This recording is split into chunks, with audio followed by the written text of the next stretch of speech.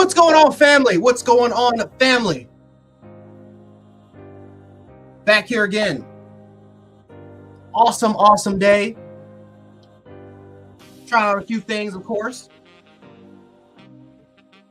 For those who do not know, this is actually a beat that I actually produced. So your boy got some game. But what's going on, ladies and gentlemen? What's going on, ladies and gentlemen? It's been far too long. Hopefully you guys enjoyed a solid spring game. I know a lot of you guys in the family, you guys were killing it out there, guys. I saw, man, so many of you guys were out there.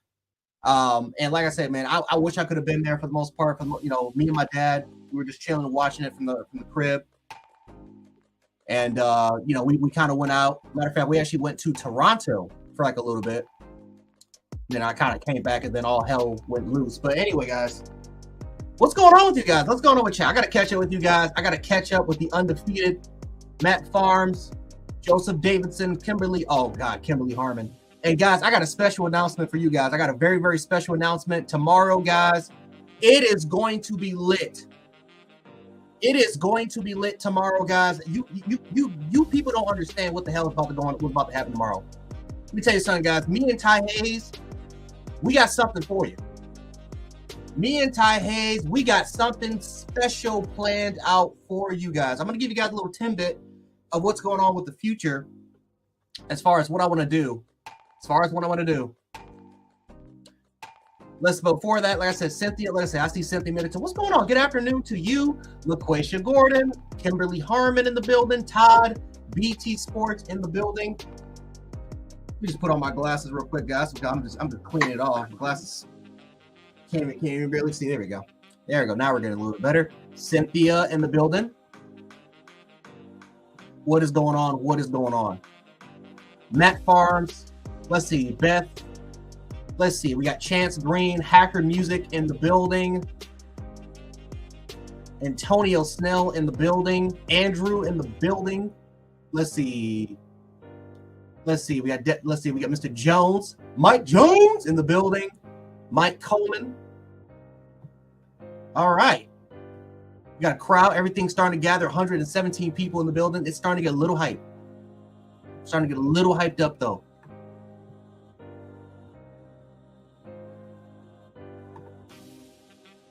Now that we kind of got that away, let's get the main topic of discussion.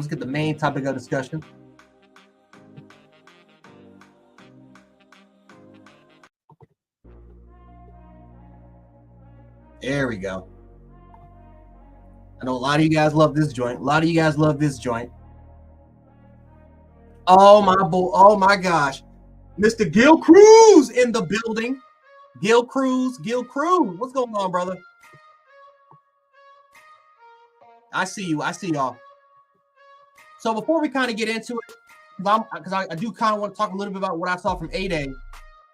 I have something very special planned out for the Undefeated Chat. It's something that I've been working on. For like the past couple of days. So what I decided to do, and again, I'm going to have to talk to the crew about it, but I'm going to give you guys the scoop first. I have a sound effect for each and every single one of the people so far. So I got 3 done. I got one. I got one for Auntie Janet. I got a sound effect for Patriot Life, and I have a sound effect for what do I have a sound effect for? I think I have a sound effect for Larry. I got one for Larry because Larry was the easiest. So I got one for Larry Large. So yeah, I'm working on sound effects, and this is if you are a Bama member. So I'm working on them, and hopefully, like I said, I can add them again. It could be crap, and I might have to scrap it away, but that's something that we're gonna get done. We're gonna try to do that, and then as soon as we can do the introductions, we can just get your sound effects already in there. So that's something that I am working on. I've been working on that for like the past couple of days. And hopefully we can kind of get that together and we can get that started up because I think that would be hella fun. Like I said, we're moving forward and I can't wait for it. Hopefully we can kind of get that done. But yeah, I see you, Gil. But yeah, how do you guys enjoy A-Day? I know a lot of you guys were there. How did you enjoy it?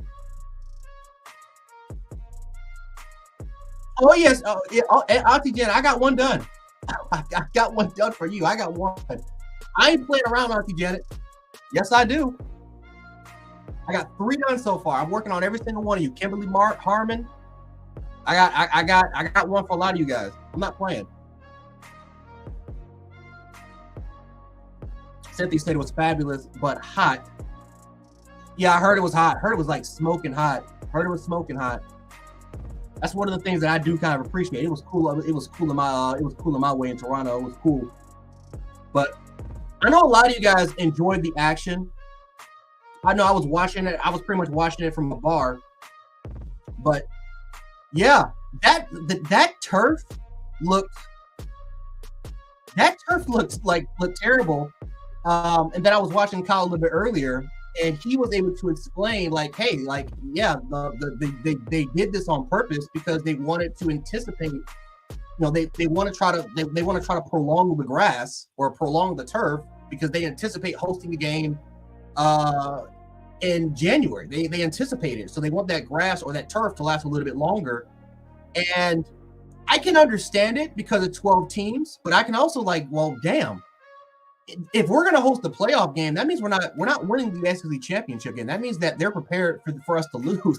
Like, I can understand it, and I can get why they prolong that grass or why they're going to do it. But at the same time, it's kind of like, damn, so you're preparing for us to, like, not win the SEC if it has to come down to it. I mean, like I said, it's each of its own, but damn, damn. It is what it is. But, yeah. That turf looked terrible, but it was it is what it is. It is what it is. But besides that, for the most part, A-Day was great. A-Day was a great experience. There was a lot of things that I really liked about the game. I guess if we're going to start off with some of my thoughts, I loved our running back room, guys. I think a lot of people can pretty much agree. Alabama might just have one of the best running back rooms in the country, and I got to give a lot of credit to Coach Mook. I got to give a lot of credit to Coach Sean. These are guys, Coach Mook was I think he was the loudest when he said that, yeah, I think Alabama's going to have the best running back room in the country.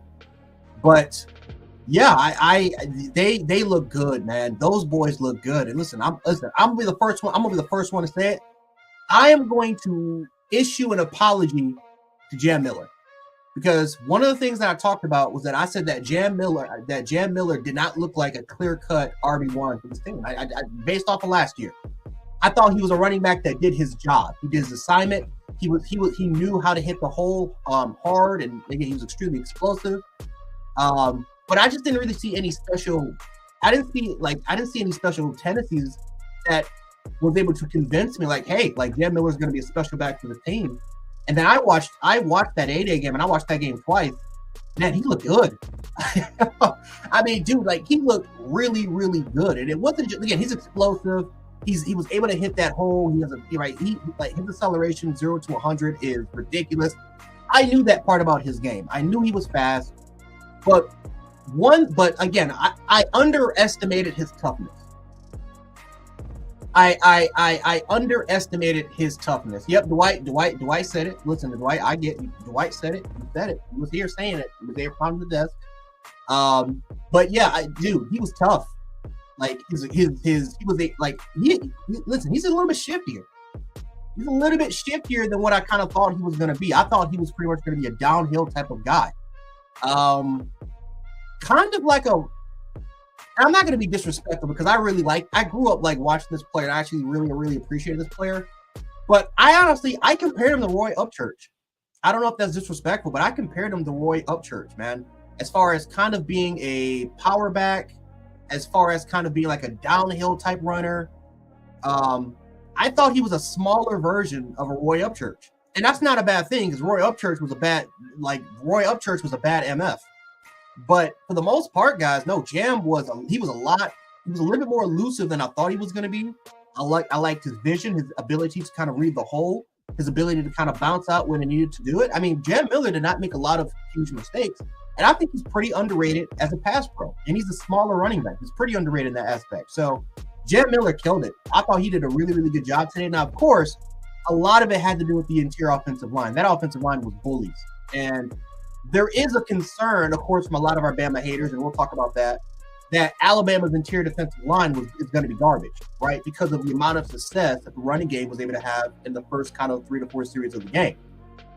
But No, I was impressed. I got to give kudos. I got to give flowers where it needs to be. Jam Miller looks good, and if he can continue this up, not only is he going to be the RB1 of this team, I still think that Justice Haynes is the most talented running back on the roster, but for the most part, guys, we understand now. For those who didn't really see the scrimmages, I understand why now Jam Miller was pretty much taking a majority of the reps. I understand why now he was RB1. Because that dude looks like a complete package where I think Justice Haynes is more talented. Yeah, Jam Miller looked good. I got to give him credit where credit is due. And I think, again, the most underrated aspect about his game is definitely his run after contact. And it's not just him. Richard Young impressed me. Richard Young, I was right about Richard Young. I'll say that. I was right about Richard Young. I wasn't surprised at all of what I saw from Richard Young. This is what I anticipated. I thought Richard Young was going to be the RB2 for this team. I had Justice Haynes 1. I had number 2 was Richard Young. What I saw from Richard Young is no surprise. No surprise at all. Right? He's very similar to Jam as far as his size goes, but man, that dude runs hard. He runs hard, man. Like DJ Khaled go hard, man.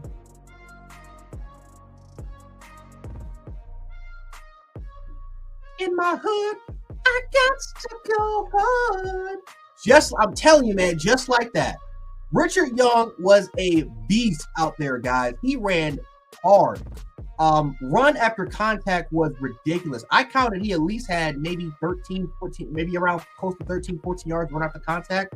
But he was not going to go down after the. He was not going to go down after that. He was not. Marquita, stop it! Stop, Marquita, please. Stop making fun of my voice. You know, it's not. It's a good voice. But for the most part, it was. He's tough. Run after contact. He had it. He was a beast. So. For the most part, guys, I'm not surprised at what I saw from Richard Young. I agree. I think with Coach Mook when he said that he thinks that Richard Young could be a red zone back. I think so too. Even though he's not the biggest running back that you'll see out there, he's pretty. For the most part, he runs like it. He runs like a 225, 230 pounder.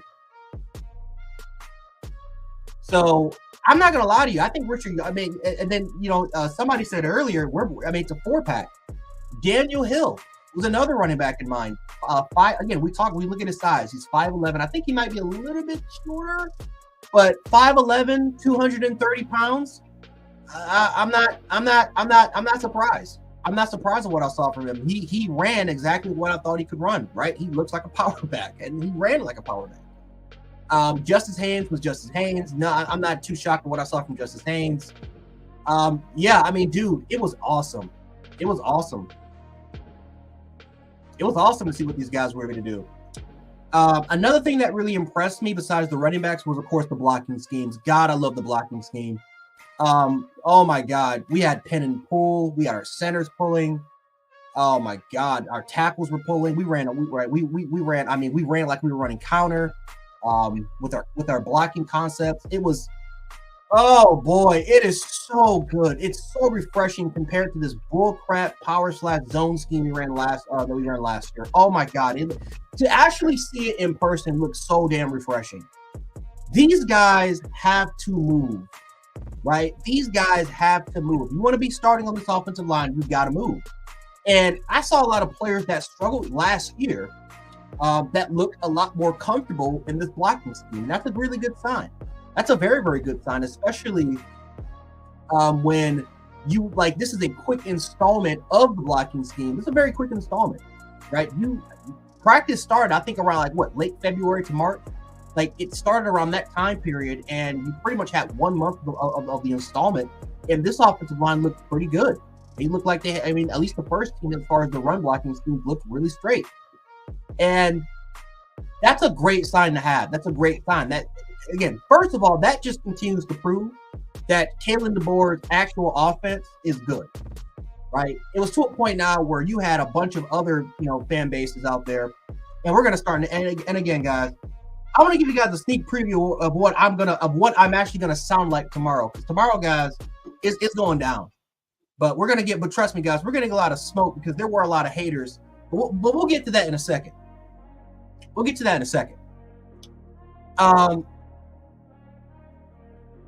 But for the most part, guys, I really enjoyed the blocking scheme. James Brockemeyer impressed me the most at center, not just because of the fact that he didn't really have a lot of low snaps, but it was also the fact that again he was great in the run game. He held his own. It was times where, at least for me, and I watched it a couple of times, he didn't get overpowered. Right, one of the things that we talked about with Seth McLaughlin was not just the snap issues. Right, one of the biggest issues involving Seth McLaughlin was the fact that dude was getting pushed back like he was getting pushed back. Right, he was getting pushed back like a damn Tubby. Right. You know, if anybody ever seen the show Teletubbies, you know what I'm talking about. They get pushed back they get pushed back easily. That's exactly what Seth McLaughlin, man. He was like a Teletubby, like a Build-A-Bear. You know, so the fact that James Brockemeyer, who I think is a little bit smaller than Seth, the fact that dude was able to kind of hold his own, especially in the run game, not being overpowered, is really, really good.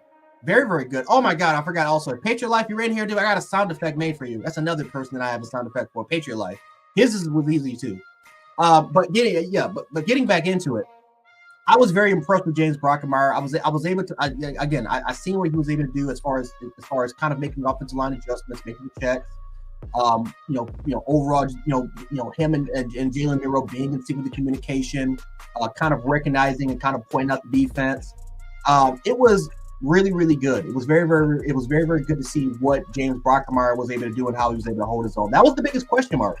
Was what was going to happen at center? What was going to happen between Parker Brailsford and James Brockemeyer? What's the disconnect? Right? You had the rumor going on, and we probably know this is kind of false now that Parker Brailsford did not enter the transfer portal. Not yet. We'll see what happens. But for the most part, it was nice. It was nice to see that I think out of all the positions on the offensive line, I think center actually might be deep, because if Parker Brailsford does decide to stay, and again he is a true sophomore, you have James Brockemeyer as your number one, number two for the most part. You got Parker Brailsford who you can look forward to, and you have 2 or 3 guys that can easily start at that center, position without hardly a drop off. And I think, I'll take that back because again, I think second and third string, that's when you start to see the snapping fractions, and you start to see the low snaps. But overall wise, I thought that the center group did an okay job overall. But yeah, it was clear as all day that James Brockemeyer was the best one, and I was really proud of what I was able to see from him. Tyler Booker was Tyler Booker. He was pretty much putting dudes in the gulag. I thought that some other guys that I thought did a solid job was Elijah Pritchett. Elijah Pritchett in the run game did well. He actually did very well in the run game.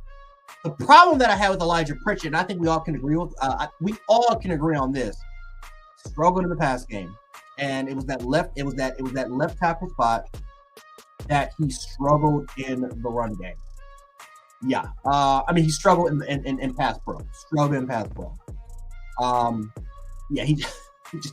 He was just getting beat to a freaking T.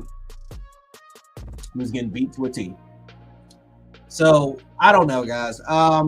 Again, I like what he did in the run game. It was improvement from what I saw from last year compared to the spring game. But overall, as in pass pro, he had his wins, and he also had his losses. I'm telling you guys, this was pretty much the most balanced spring game I think I've ever seen in years. Now, I'm not gonna say ever seen. That's a lie. But I would say in years.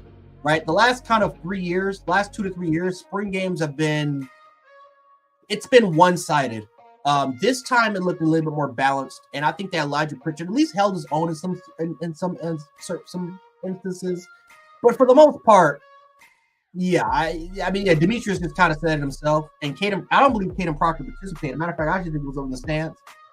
Caden Proctor has a big opportunity to come back and take that job by the time fall camp rolls around, because I just don't know. Pritchett is just not it. I think he's a tackle that still is developing. he might not be the guy until literally the last year of eligibility, where he can finally kind of live up to the expectation. Listen, there's a lot of guys that's gone in the first round. That's been like that. They struggle for like the first 3 to 4 years. Sometimes they need that extra year of eligibility, and all of a sudden they explode and become a first round pick. Because one thing that Elijah Pritchard does have is he has the physical intangibles. He's got the tools. He's just got to put it all together. And that takes time, right? Tackle's not an easy position to learn. But one thing that we can say though is that left tackle has got to be an area that we got to try to figure out, because there was a lot of instances where I thought that, thank God this wasn't. Right tackle, I think Miles McVay was playing at right tackle. Whoever was playing at right tackle, maybe you guys can tell me in the comment section. I think that was Miles. But right tackle, I thought did a good job.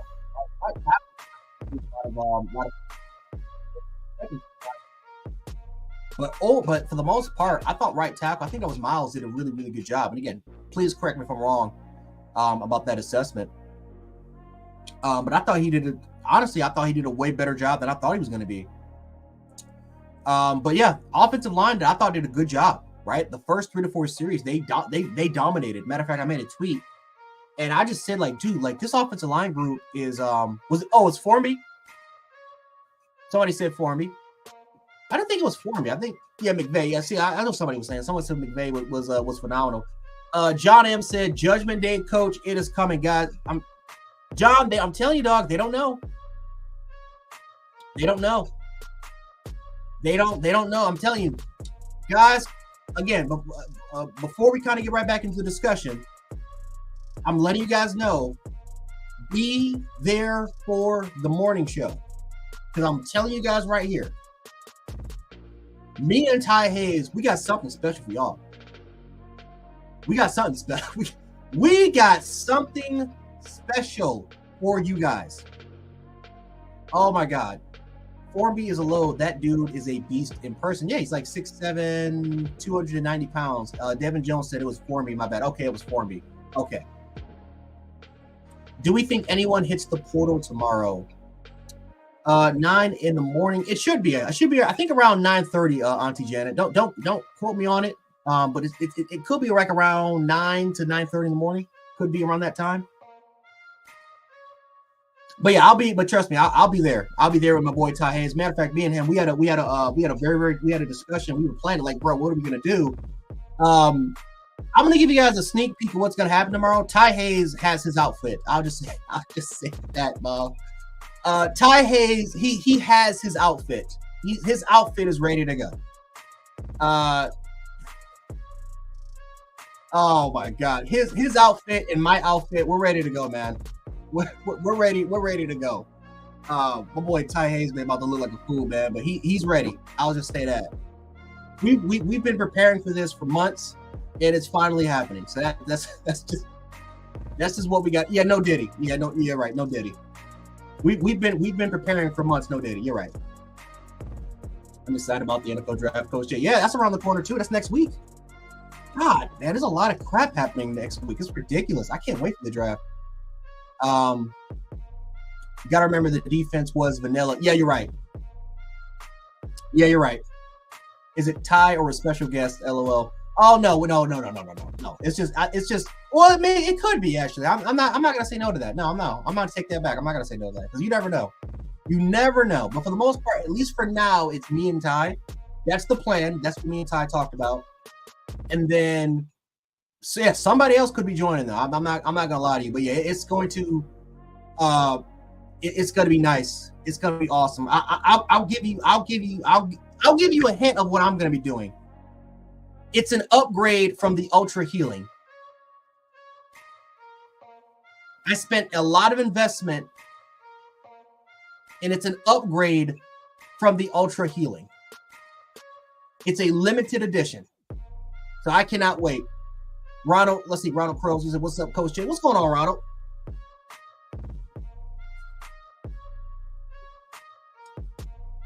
But yeah, defense was vanilla. I got to go back to that comment. That's actually a good comment. That's a very good comment. Yeah, the defense was vanilla. But like what Coach Mook talked about, the defense made adjustments, right? They struggled for like the first 2 to 4 series, and then they were able to go ahead and make the adjustments. They were able to go ahead and make adjustments, and that's when you saw that the defense was able to kind of settle down, and they were able to do the thing. If anything, I thought second team, third team, and hell, even like there were players that I'm like, dude, really? Like I've never even heard of these dudes' names before, and they were going ahead and making plays. What do you think about transfer receivers? We're gonna keep an eye on that. We're definitely going to keep an eye on transfer receivers. It'll be interesting to see what happens with Bama's receivers. It's going to be very interesting to see what happens with Bama receivers, because there were a couple of performances that I saw that I simply just wasn't like, okay, yeah, I don't know if this guy's going to have that big of a spot on the roster. I don't know if that dude's going to have that much of a spot on the roster, and it could be to a point where somebody's going to transfer. Again, I don't know who's going to transfer, who's not going to transfer, but I would say do expect people to get out there, because this is for the first time. This is the first time that this window is going to open up, and you can bet that people are going to take a look at their standing of what they saw from the spring game, right? And they're going to take a look and say, where do I stand? And if they don't feel like they're in a comfortable spot, then they're going to go. Listen. There. And I think, and again, Josh Pate said on the Late Kick Show, there's going to be schools that are going to be tampering. There's going to be schools that are going to go out there and that they're going to, like, they're going to do whatever it takes to get players. And one of the things that I am scared of is what's going to happen with Richard Young, because if Richard Young's the third running back on that depth chart, and you may have a school, let's say like a I don't know, like a Clemson, like Clemson's looking for running backs. Like you got schools like Clemson or I don't know, like some Power 5 school out there that could be competitive. That is one of the concerns is, is there going to be a period where there's going to be tampering, or there's going to be a period where they're going to be offering NIL sort of money to some of our players that they know may not get the first opportunity. Like look at Justin Oak perfect example. Justin Oak had 11 tackles in that spring game. He looked really good. And the funny part is you can tell that he's raw. You can tell he has no idea what he's doing. He's literally playing off of instinct. He's playing off of pure and utter instinct. And I mean, some universities can look at that and say, you know what? We can work with this. That dude could be a starter for our team this year. A perfect example. Look at I keep forgetting the name. Number 40 for LSU. He's a linebacker for LSU. Raw athlete, raw linebacker, right? Doesn't know what the hell he's doing.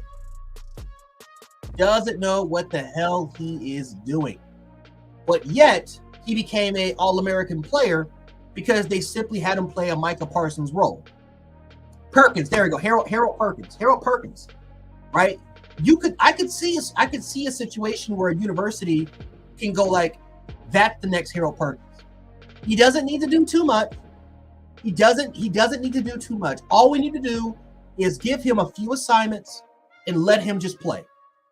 And that's what LSU did with Harold Perkins, right? Now in year 2, Harold Perkins, he struggled. He struggled in year 2. Why? Because they had him play as a true inside linebacker instead of having him play as that Micah Parsons role. He really is an edge player. He's not an outside linebacker. He's an edge player that can play that out. That also can drop back and play that outside linebacker role if need to. But he's not a Mike. He's not a Mike or a Sam. He's more like he's a jackknife player. That's what he is. And I could see a school where somebody can say, you know what, that kid is raw, but we can work with that. And so that's fear. That's a little bit of fear that I have, because this does exist. And we'll kind of see what happens around that transfer portal time period. But I will say this though, a lot of schools are fearful of the University of Alabama. A lot of schools are fearful for the University of Alabama. Okay, hold on. There we go. I was wondering why I kind of went on my end. Okay. But yeah, a lot of schools are fearful of the University of Alabama, people. Big reason why is because Alabama didn't have to do anything in the transfer market, right? They got a few players here and there that they were allowed to get. But for the most part, guys, a lot of schools, like this is an opportunity now where Alabama can go out and they can start doing things that other universities did to their players. And so I was doing some digging around and I'm taking a look at, okay, well, which schools are talking about Alabama the most? Of course, for the most part, the programs that are talking about Alabama as far as saying that, hey, expect Alabama to cheat. Look at Georgia. Look at, well, I'm not gonna say Auburn. I mean, I said the name already, but you got Auburn, you got Georgia, you got Ole Miss, you got Texas, you got Oklahoma, not Oklahoma, but Texas. You had Florida State. I mean, you had all these other schools, Miami, Florida, like a lot of school sites that actually kind of mention Alabama as far as watch for them to get players. Watch for them to get players. And so, again, we'll see what happens. I will also say this as well. Michigan is on the chopping block. Michigan is on the chopping block. Because one of the things about Michigan, and me and the coaches, we talked about this, their NIL situation, it's not a bad situation, but it's not beating Alabama, not beating Texas, it's not beating these big other schools, not beating the big other programs. Again, Michigan is a different breed compared to the rest of us. And so, right, you got rumors circulating that, hey, kids want to get paid, kids want to collect. And so is that going to, how is that going to affect Alabama standing? How is that going to affect Michigan standing as far as which players that they can get? So it'll be interesting to kind of see what happens. It'll be very interesting to see what happens in that forefront. Again, we're not done with, just because Michigan was able to retain doesn't mean they're not going to lose any players. Again, they lost Keon Stapp to us. I am letting you guys know it's going to be mayhem for Michigan. I believe it will be mayhem for the next couple of weeks. Why? Because their NIL is starting to catch up with them. It's starting to catch up with them. And so, I'm excited, guys. I am truly excited for tomorrow, guys. Again, me and Ty Hayes, the coaching staff, we've been waiting on this since January. I've literally got, I thought it was going to be the 15th. You got something this morning. I came on today. I was going nuts. I was crazy until somebody told me that it was tomorrow. So I'm ready. I am ready to go, dude. I am truly ready. It's going to be a graveyard tomorrow. It is going to be a graveyard tomorrow, and I can't wait. I told you guys, when we lost Coach Nick Saban, I said Alabama would rise like a phoenix. They would rise from a phoenix when everyone's kicking on them. Everybody's snooping in their program, got their spies circulating the university like the CIA, right? Like the CIA, like it's the Cold War, like they're the Soviet Union, and they're just circulating around Tuscaloosa.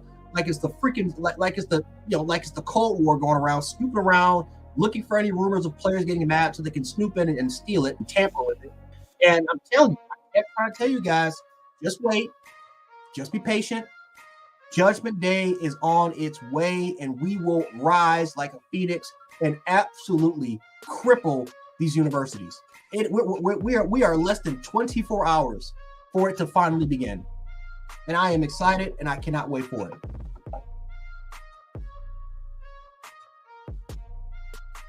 Yes, they did. Blake, again, watch out. Again, Martinez from Oregon State. He's about to hit the portal. Texas A&M, I think they lost an impactful player. Matter of fact, let me take a look at so far the players, because there's actually a lot, even though it's not confirmed, right? There's confirmed transfers right now in the portal. There's a lot of dudes right now that are planning to hit the portal. So this is what's going on right now. So so far, yeah, like you're right. We have Dev Harris from Colorado. 6'3", 235 edge rusher, 75 tackles, 6.5 sacks, 10 tackles for loss, 2 interceptions, 2 block kicks, 3 defensive touchdowns in his college career. He just hit the portal.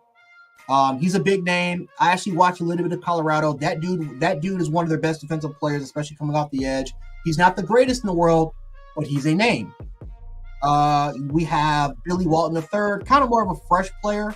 He has 4 years of eligibility. Again, a fresh player, but this is a 4-star athlete. He's in the portal, or he's about to hit the portal. God, yeah, you have guys like Savion Washington, right? Right? You're talking about a 6'9", 325 offensive tackle. He's about to hit the portal. You have Dayon Hayes, right? You're talking about 6'3", 255, 81 tackles, 27 tackles for loss. You already know how I like about that, because you know what that screams? That's an edge setter. I love my edge setters, guys. 13 sacks, 3 forced fumbles in his college career, 2-time All-SEC player. For the most part, he led the ACC in pressure rate. You guys know how I feel about pressure rate. That's Chris Braswell. He's about to hit the transfer portal. He's about to hit the transfer portal. Colorado was just, God, man. Colorado was just absolutely doomed. If you're just taking a look at the list. Oh my God. Peyton Kirkland, and Ty Hayes will tell you this is one of my favorite players from the 23 class. 6'6", 350 interior offensive lineman. He has 4 years of eligibility. He's about to hit the portal. That's a Texas guy, very, very talented interior offensive lineman, guys. Jermaine Lowell. Let me tell you something about Jermaine Lowell, guys. This kid's a stud. I don't give a crap how old this dude is. This kid is a stud, and whoever gets him, I don't think he's going to be a all-star, but he's going to impact someone's defense. He's going to start, whether if he's going to be a part of the rotation, or whether if you want to have him play as like a true 3 or a true 1. He can play a 1, a 3, and a 5. This dude is about to hit the portal. So if you guys don't know who he is, 25 tackles for loss, 141 tackles, 12.5 sacks, and that was through the 4 years that he's had so far. But let me tell you something, Mike. He's a plugger. He's a solid run defender that can also get after the quarterback. He's quick. He's explosive. He's underratedly strong. But I think the biggest aspect about his game is his quickness. Again, he's not the biggest player that you're going to see, even though he's 6'3", 310 pounds. But he fits that Byron Murphy profile. As far as players that are, again, they don't look fat. They're not fat guys, right? He's actually he's a little bit slimmer, but his biggest attribute is his explosiveness. Very, very explosive, right? So that's one of those names that, again, that's a name to look out for from a fan. Gotta look if there's other guys that I have. No, I think that's about it so far. That's players that I kind of planned. But yeah, for the most part, guys, there's big names. There's big names in that transfer portal. And if you guys feel concerned about the defensive front, and that's one of the biggest questions about Alabama is because even though their defense is good and it's very, very talented, it's the depth, right? Depth is something that we're kind of lacking a little bit. The talent's there. What about depth? Well, there's plenty of guys that's about to enter the portal that can answer that question for you and can still make a solid contribution. So there's a lot of star power that's about to enter. And again, we got the running back. We got Martinez. Now, I think that question has already been shut. Bama's running back room is going to be fine. But I will say this: if we have a situation, God forbid, if we have a situation where something happens where one of our top guys are gone, there's Damian Martinez. You have a 1,400-yard running back that's right there in the transfer portal for you to try to get if you want to. If you want to. I'm not saying it's going to happen. I'm just saying, if there's a situation where one of our guys leaves, there's a 1,400 Power 5 running back that's 227 power back that's sitting right there for you to take if you want to. Music's a little bit too loud. Let me turn that down a little bit.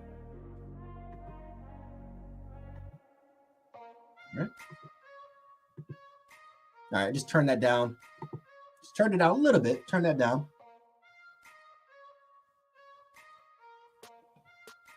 I'm reporting all Ohio State haters in comments. Ebony, let me tell you something. You let me know if there's Ohio State haters, because there's a lot of things I got to say to these Ohio State pillow fan nuts. And hold on, I got to calm down before I actually kind of break my PC set. But yeah, I got something for these Ohio State haters and these Ole Miss clowns. Let me tell you something about these Ole Miss clowns.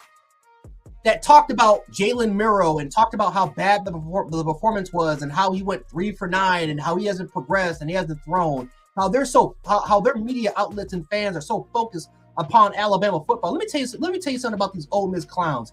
If you watch that travesty of a spring game, if that's what we're going to call it, a spring game where they had Joey Chestnut. Joey Chestnut was the highlight of their spring game, guys. Now let me tell you something. I like Joey Chestnut, even though that's a guy that is a professional glizzy swallower. Listen, Joey Chestnut was the highlight of their day. The Ole Miss Rebels enjoy glizzies. They enjoy watching somebody swallow glizzies. That's exactly what they do, guys. And let me tell you, listen, Joey Chestnut, every 4th of July, he's great. He's great. He's phenomenal. It's nothing bad. That's what they call it. Right? That's what we call it now, right? It's glizzy. It's a glizzy hot. It's a hot dog. They enjoy watching somebody swallow hot dogs. Because let me tell you something. Besides that, for the most part, nobody else cared about their spring game. The highlight of that spring game was Joey Chestnut, who is the greatest glizzy swallower in the history of sports. It's true.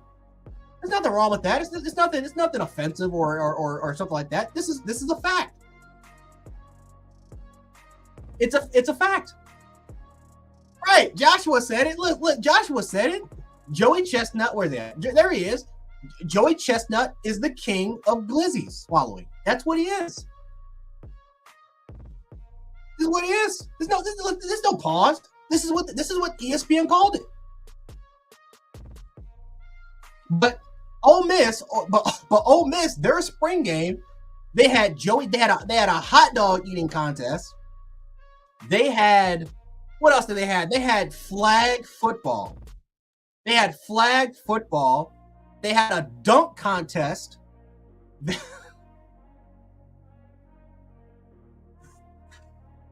They had a fake gauntlet drill. They had a fake 707 gauntlet drill. They had a concert in the Ole Miss. Oh my God. It was, oh my God. It literally, have you ever, okay, for anyone, because we all have been to elementary school and middle school. We've all been there. But does anybody remember field day?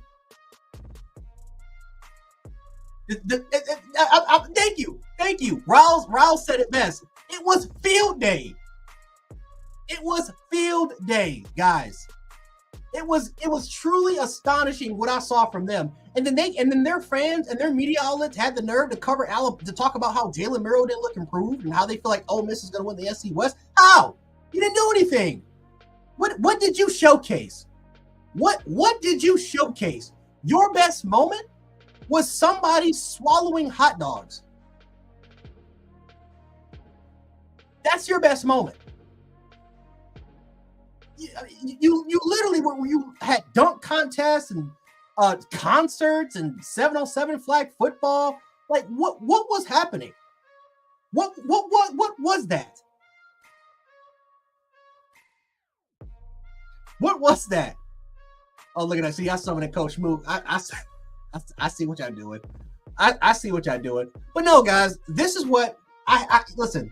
The reason why I'm going on this rant tangent is because I hate when fans, again, it's spring football. We understand it. Not everybody's going to be perfect. You're not going to show the full context of your offense. You're not going to show the full context of your defense. It's going to be some sloppy play, no diddy. It's going to be a lot of cases and a lot of scenarios where, right, it's not going to be the best football. You're not going to get the best sort of content as a fan. But the reason why we watch spring football so much is because we miss contact, right? We miss the game. We miss when our favorite programs can actually go out there and play some football. And to see that travesty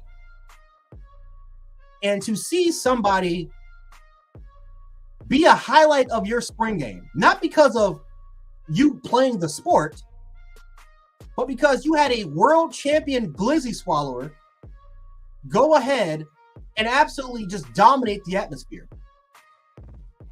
You had a slam dunk contest. You had a concert with, I think, with I don't know. Again, I'm trying to get in the country. You had some country singers singing a concert. You had a slam dunk contest. You had a fake gauntlet drill. It was one of the weirdest spring games I've ever seen in my entire life, guys. And I am so glad that it wasn't nationally broadcasted. And then you have these people that got the nerve to come up here and sit up here and say that, oh, Jalen Miro doesn't look good. He looks the same. All he has is legs. He can't throw. His intermediate game sucks. Alabama's offense looks once again one-dimensional. A much more improved run game compared to their pass game. And then all of a sudden you're like, well, who's saying this? You look up and it's Ole Miss writers. It's Ole Miss content creators. It's these fans on Twitter. Why are Ole Miss even mentioning our name in the first place? Why?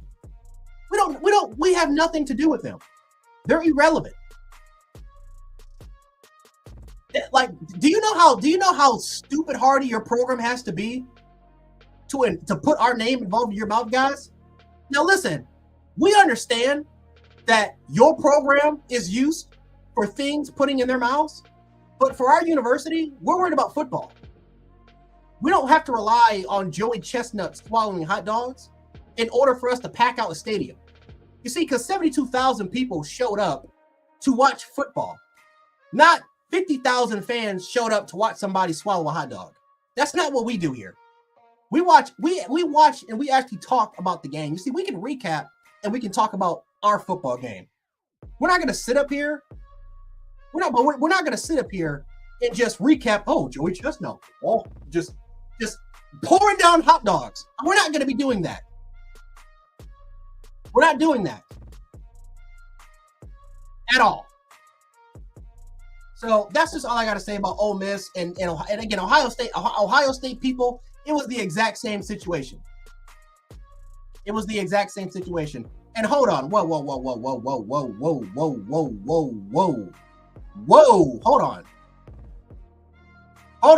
on. Wait a minute. Hold on. We're not going to allow you to do this, brother. Darius, brother, we're not going to allow you to do this. We're not going to allow you to do this, brother. Auntie Janet knows more football than you, brother. She knows more football than you. We're not doing this. Let me tell you something, moderators. We're not going to put up with this crap. We're not doing this. Now, Darius, I have love for you. I have love for you, Darius. But listen, let me tell you something, moderators. We will allow anybody to trash talk. But listen, we're not going to be disrespectful. We ain't gonna be we're not going to be this disrespectful. We're not going to be this disrespectful. We are not going to assault people's football intelligence in this chat. We're not doing that. We can, like I said, we can have fun. We can have fun. We can make fun of universities. Again, I was making fun of Ole Miss celebrating a person swallowing glizzies. But we're not going to disrespect each other. Not on this platform. Not on this platform. We're not doing that. Not doing that. Not doing that. We're taking that too far. And let's say some moderators, if you feel like someone's taking it too far, do not be afraid. Do not be afraid to time them out. That's to all the moderators. We're not doing that.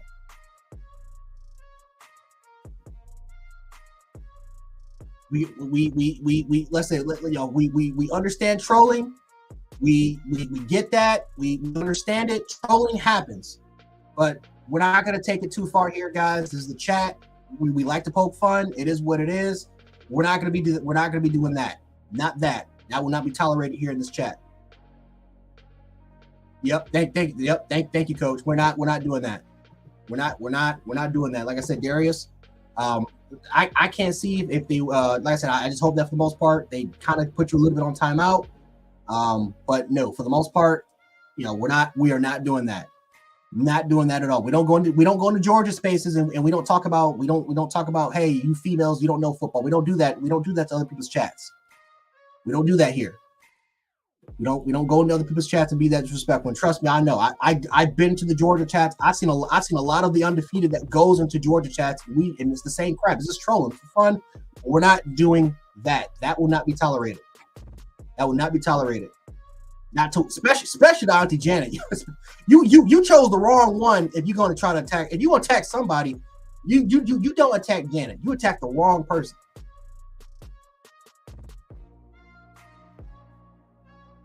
Exactly, Cynthia. Our ladies know football here in this chat.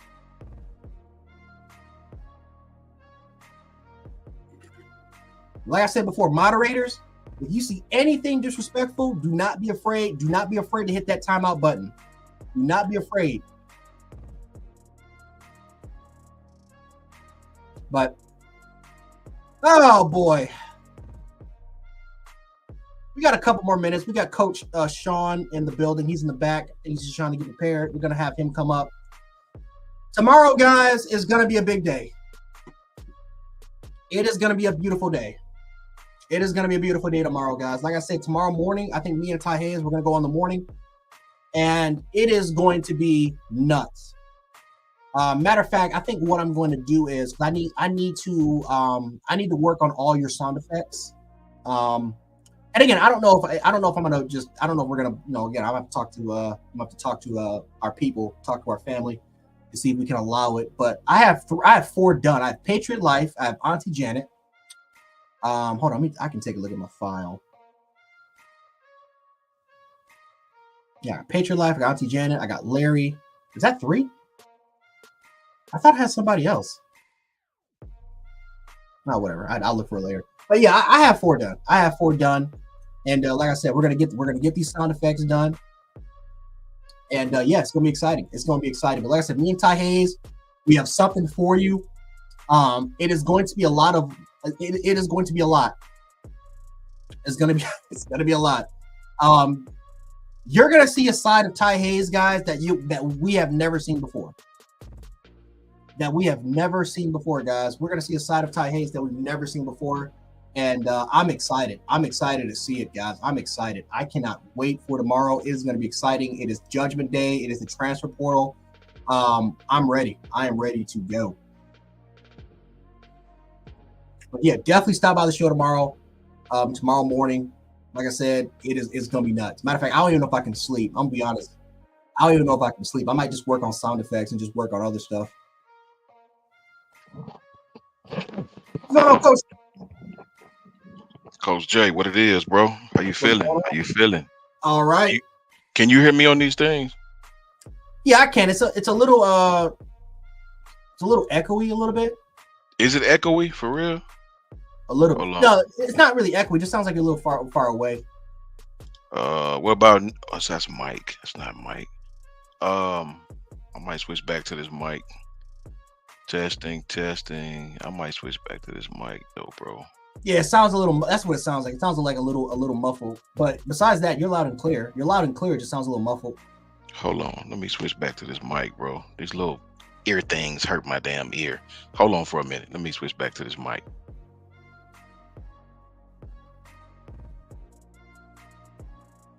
You got that.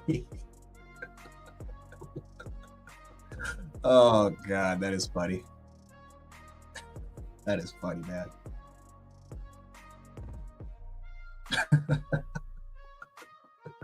Oh God, man.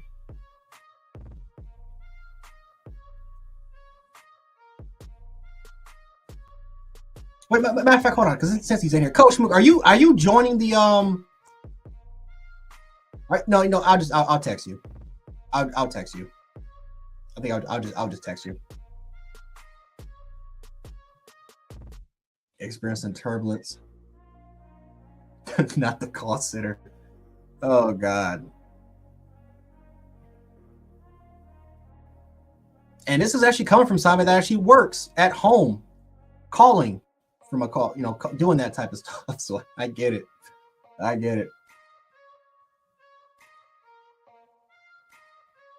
Coach Sean be working customer service. Oh God, man. Customer service is oh God, it's so garbage. So garbage.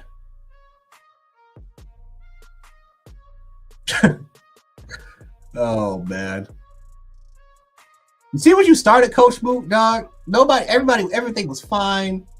Everything was good. And now all of a sudden it's just a frenzy, man. Like you just threw fish in a pond full of piranhas. Now see what's going on now? God, man.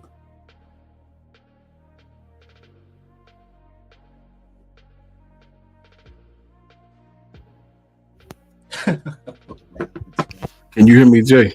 Yeah, that's better. Bro, I've been seeing these people. Listen, these are not AT&T. These are Whirlpool, man. My family work at Whirlpool, bro. They use these little doomy flickers to talk in, bro. But same thing though. Same difference. Whose ass are you putting a belt to, Coach Jay? I heard you putting belt to somebody's ass. Who the hell is it this time? Oh, Demetrius. The resident Bama fan. The Darius, whatever. I think Darius or Demetrius, I think whatever. The Georgia fan. Like I say, I have no personal beef with him. He can talk all the trash he wants. We're gonna allow it, but we're not gonna allow you to disrespect one of our own. We're not gonna allow you to do that. Man. And so we had to. I don't know if he timed him out or if he just permanently banned him. Yeah. But no, we're not gonna tolerate that. Especially we're having a good time. Everything's good to go. I don't mind trolling. I don't mind. Like I said, I don't mind it all day. I welcome it actually. Yeah. But we're not gonna tolerate that disrespect, not to one of our own, especially not to Janet. Especially not to Janet. Yeah, we're not gonna tolerate that. Yeah, off top, man. You know, if he disrespecting the people, his ass gotta go. Hit him in the face with his own bags. Period. Very simple. Mm-hmm. Click of a damn button. Get your goofy ass out of here. You know what I mean? Bama fan. You resident rubbernecking Bama fan. Which the hell I would show up to Tennessee chat every day talking. It's okay. It's okay if you're a Bama fan. Everybody in this wonderful chat knows you still watching. Even in timeout, you're watching right now. You know what I mean? Can't have you messing with Janet Forsyth. It's not gonna happen. How you doing, Coach Jay? We missed you down there, bro. Yeah, man. I was watching I was literally watching from a bar. I was watching the game from a bar in Toronto. Yeah.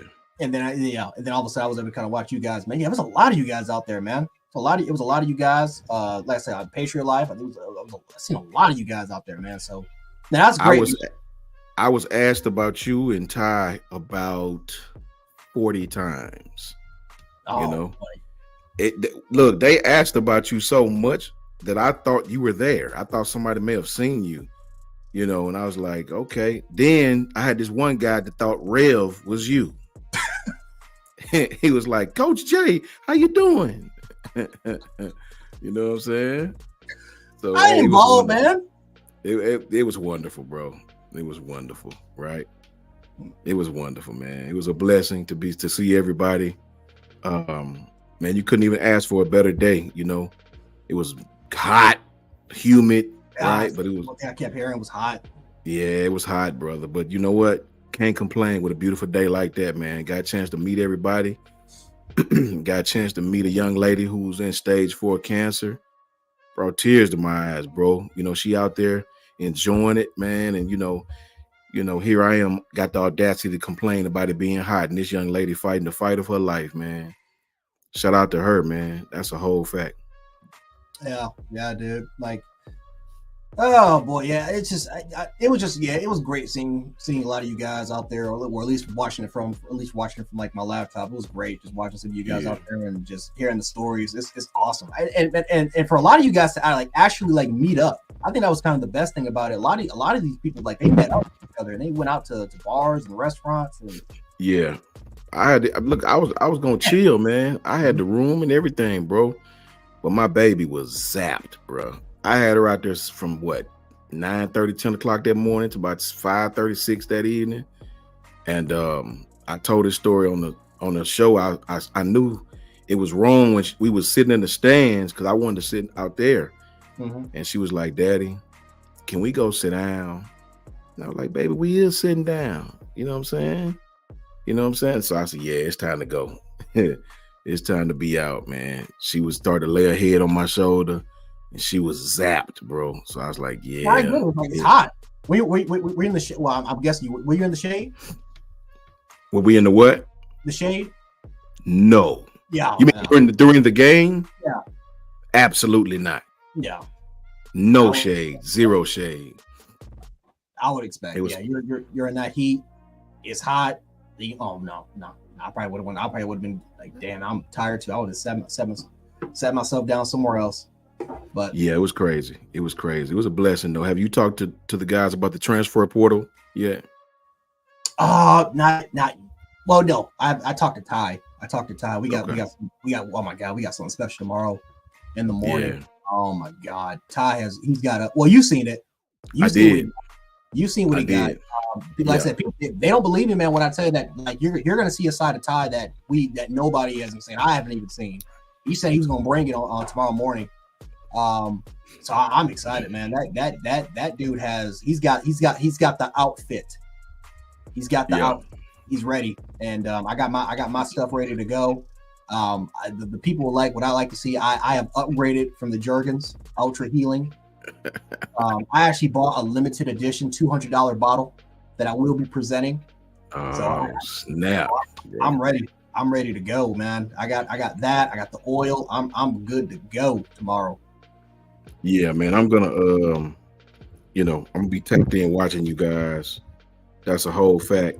I'm definitely gonna be tapped in, checking you guys out from afar and seeing what the business is. All facts.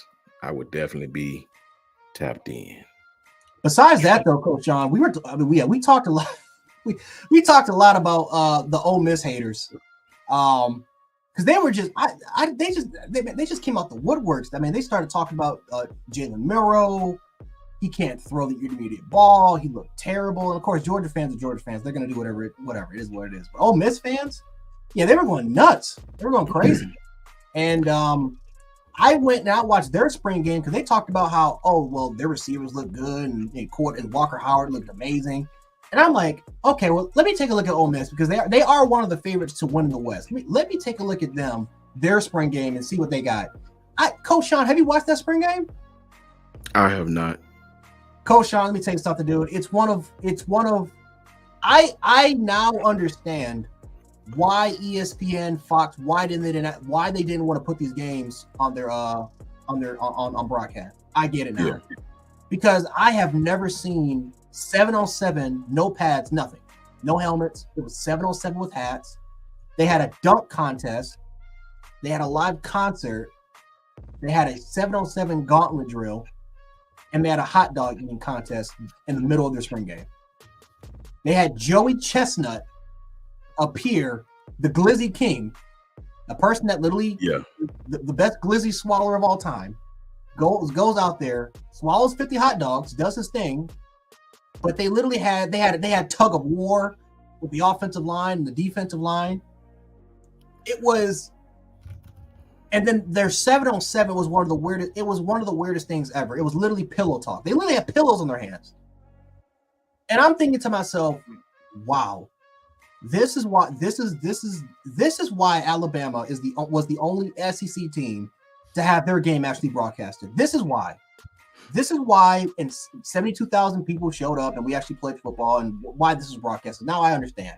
This is why Fox and ESPN.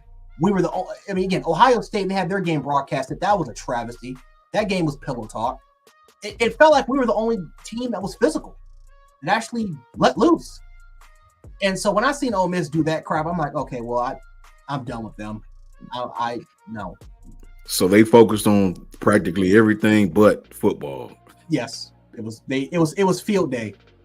Oh my God, bro! It was like I was back. I felt like I was back in middle school again, dude. I'm like, is this field day?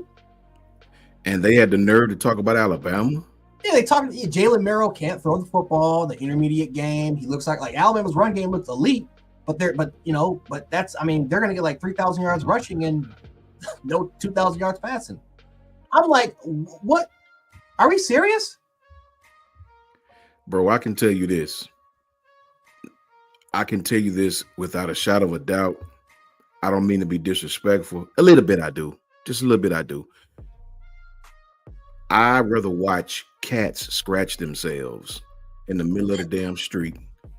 I'd rather watch birds fight. And I'd rather watch ants crawl along the grass or the concrete or whatever the hell ants crawl on than care about any of these other teams, right? But they so worried about Alabama. They rubberneck the chat. They would love to watch us play, right?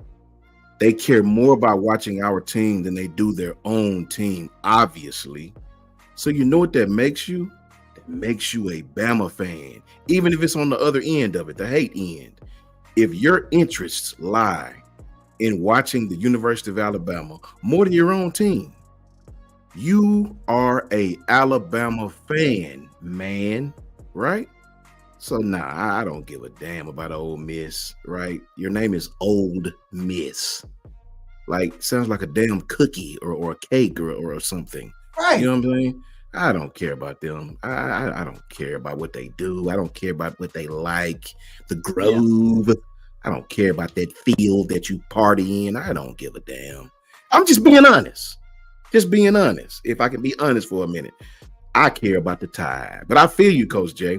When you know just as well as I do, Coach Jay, when your product is not important or when your product is not getting the views or the likes or the eyeballs that you want, you got to do something different, right? So you got to put on your clown suit. You got to go out there and kick up dust, man. Hot dogs and tug-a-damn wars and sack races. Man, I'm here to see football. I don't care about your field day. And you got the nerve to talk about Alabama. I like these fans, man. I really do like them. They really make my day. No lie. Yeah. Check this out, Coach Jay. Yes, sir. I want to get into this real quick. The transfer portal goes live tonight at 12 o'clock, right? Mm-hmm. So I've seen a lot of good athletes from Texas that's leaving. 2 of them for sure that I was like, what? Yep. 5-star. Yeah, man. 6'6", 350. First of all, let me say what's up to the people, man. I hadn't spoke to them. Hold on for a minute before I do.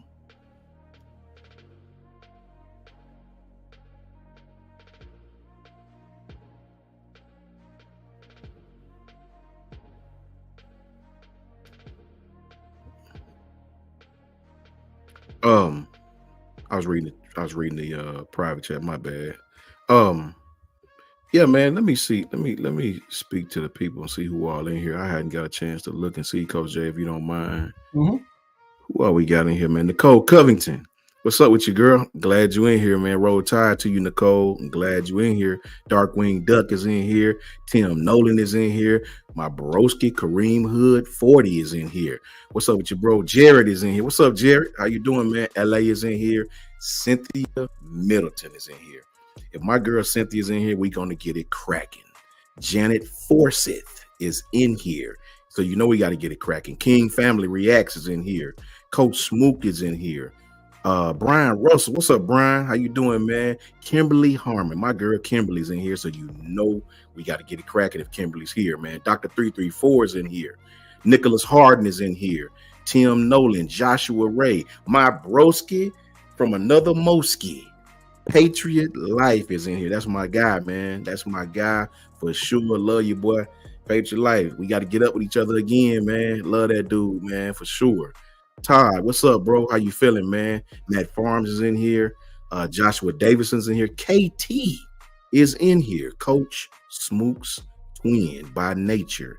You know what I'm saying? Is in here. How are you? Dalvin Jones is in here. Sean Williams, my broski Sean is in here. You know what I mean? Who else we got in here, man? Who else, man? Who else we got here? Michael King is in here. What's up, Michael? How you doing? Bama Fan 95. My broski, I met. Hey, man, roll tide to Bama Fan 95. Michael King, Jay Jackson. All the broskis are in here, man. Good to see you guys, man. Glad you tapping in. Glad you guys are still supporting the channel. LaQuasia Gordon, my decor queen, is in here. Shout out to LaQuasia. She's got a beautiful, beautiful family. Shout out to LaQuasia. Love you to death, LaQuasia. Jay Jackson is in here, man. You know what I'm saying? Joe Quan Corey is in here. What's up with you, Joe Quan? How you feeling? How you doing, bro? Who else said Todd is in here? What's up, Todd? How you doing, brother? You good? Roll Tide to you, man. Poetic Injustice is in here. What's up with you, brother? Roll Tide to you. Chris from New Jersey. One of the best callers is in here. Trap Key, Young King is in here. What's up with you, Trap? How you doing? Jarvis. My broski Jarvis, not Jarvis. You got to take the R out for Jarvis. It's Jarvis.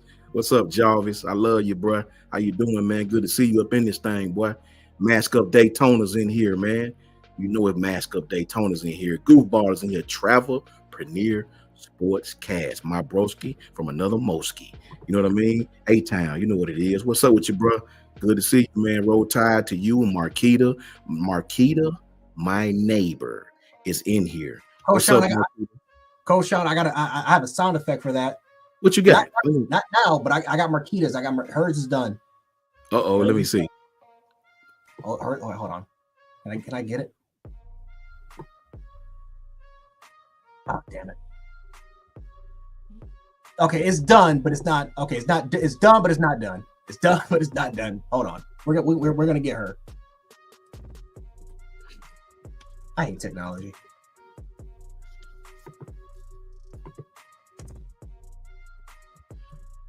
Oh, okay. Nope, not working. All right. Okay. We're gonna get that situated. We're gonna get that situated, Coach Sean. Okay. Let me know when you let me know. I want to hear it, man. Definitely. Ronald Kraus, what's cracking with you, Ronald? What's good with you, bro? How you feeling? Yeah, they in here rubbernecking. Veronica L is in here. Goofball, as I said, is in here. My girl Cynthia, as I said, is in here. My broski Patriot Life. Yeah, man, all the people in here, man, all undefeated. Roll Tide to you. Thomas Westrup is in here. What's up, Thomas? Marquita, you already know, man. You know the love I got for you. If you in here, you know it's got to go down if you in here, man. Anthony Young is in here. Lisa Fitz you is in here. What's up, Lisa? Megan is in here. What's up, Megan? Jermaine Mims. Jay Mims and my brother is in here. Dr. 334, my broski from another Moski. John M is in here, right? Monica Hill. What's up, Monica? If Monica's in here too, we got to get it cracking, bro. We're going to turn up on somebody's ass tonight. Period. Right? Chance Fawcett. What's up with you, brother? Good to see you. Derek Say. What's up, bro? Alexa. What's up, man? How you feeling? Sean Taylor. Bruce Watson. Member for 3 months. Shout out to you, Bruce. We appreciate you, Bruce. All of us. We appreciate you being a member. Thank you. K-Spray 1 is in here. Larry Lodge, my broski from another Moski. Jared is in here. You already know Jared. Shout out to everybody, man. Shout out to all of you. Thank you for tapping in. Robert Rock is even in this thing. Continue to hit the like button if you guys can. My brother Gil Cruz is in here, man. Gil, shout out to you, Gil. Prayers and love to you. Health and wealth is in here, man. Love you guys to death. We up in here, man. Please, if you guys can, continue to hit that like button. Continue to run the video up. And Joe Quan Carey is here. If he's here, then you know what time it is. Go ahead, Coach Jay. Tap in, man. Oh yeah, I was okay. Damn it. I hate when it happens, man. I'm gonna get it fixed. I'm gonna get it fixed. I'm playing through the sound effects though, but I can't wait to kind of get these uploaded. It's gonna be fun. But no, it's man. I do have a question for you, Coach Sean. I do got a question for you. What you got, brother? We gotta talk. Okay, so we've been talking about this all year about the running backs, right? We talk about. I underestimated Jan Miller because I said that Justice Haynes, and again, it still could be spring, but who's your clear cut number one now? Like, is it still Jan Miller, or do you think Justice Haynes or maybe Richard Young can kind of fill in that pile? I mean, before Justice got hurt, before he dinged his shoulder, Justice was toting that thing too. Yeah. I don't take anything from Jam. Jam is outstanding. Jam has done everything you could ask of a running back right now. I don't take none from him. I don't really know, to be honest. I don't know how they're gonna do these guys. They're very similar, if you ask me. Right? It seems like one can do the same things the other can do. Both jump cut guys. I think Justice might be a tad bit quicker. Yeah. Long speed. I think Jam run behind his pads a little more. But shoot, Justice, man, he was toting that thing too. He ran clean over my brother Devontae Smith. I mean, shout out to Devontae. But to answer your question, Jay, I really don't know, brother. I mean, I can honestly scratch my head and say I have no clue. Now, Justice did what he was not Justice, excuse me. Jam did what he was supposed to do. Jam toted that rock and gave the defense some problems. I think the offense got him the ball in some very, very good situations. You know, I was just impressed with the offense as a whole the first couple of drives. But as far as 1 and 2, man, I think it might be 1 and 1A. You know what I mean? I really couldn't tell you. I don't think you could go wrong either way. This is what I'm kind of a little bit nervous about is as much as we talk about Judgment Day being tomorrow, there's also fears, and again, we're not the only university, or I'm not the only person that's saying this. A lot of universities and a lot of their media outlets have kind of talked about the same thing, where tampering does exist. Yeah. And again, this is where I kind of give Ole Miss some credit. Ole Miss didn't really show their deck, like they didn't show any of their hands in the deck at all. It was pure fun. It was field day. So you didn't get to see, okay, who are going to be their true impactful players, who are not going to be their true impactful players. It was 7-on-7 ball, and they didn't really even put that much forth effort into the game. Now you have other cases where, like, you have Alabama, you have Georgia, teams that actually showcase football and showcase actual athletes that has promise in their game. Like you look at a Justin Oak, who was like, I mean, he's raw as hell, still raw. He's raw, but it literally felt like he was playing based off of pure instinct. And my God, I mean, I swear if that dude was playing in Florida or if he was playing in Texas, he would have been a 5-star instead of a 3-star coming out of Germany. Yeah. Richard Young played great. You know, he's probably gonna be the third guy, but he looked like he can be a contributor for the team. But you know that there are gonna be universities out there that it's like the Cold War. It's like the Soviet Union is like circling around Tuscaloosa, just waiting for their moment to actually kind of sneak in there, man, without getting caught. Like we know how this process goes, and so one thing I'm a little bit worried about for at least the next couple of weeks is it's the promise to these athletes of saying you're not going to get this opportunity at Alabama in the future, or it's going to be some sort of manipulation, some sort of mind games, which could potentially get some of our athletes to enter the transfer portal that does have promise. You know, we've seen what happened when Nick Saban left. And again, you know, we had coaching change, of course, because we made that transaction to Kalen DeBoer, and it was uncertainty. But you saw what happened. I mean, it was literally live tampering for Caden Proctor to admit what was going on with Iowa. Caleb Downs entered and went to Ohio State. So I do have a little bit of a concern that some of these athletes that we like and has a great promise could potentially go just to seek out better opportunity from other schools because they promised them a starting position.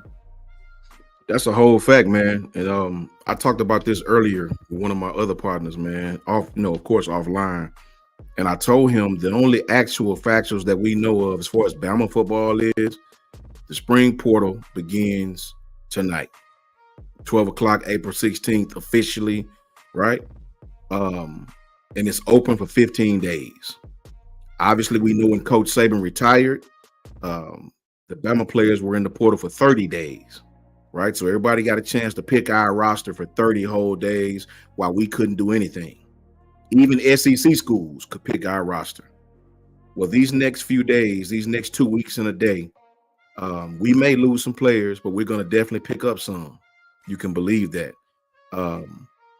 I'm just hoping we don't lose any key pieces.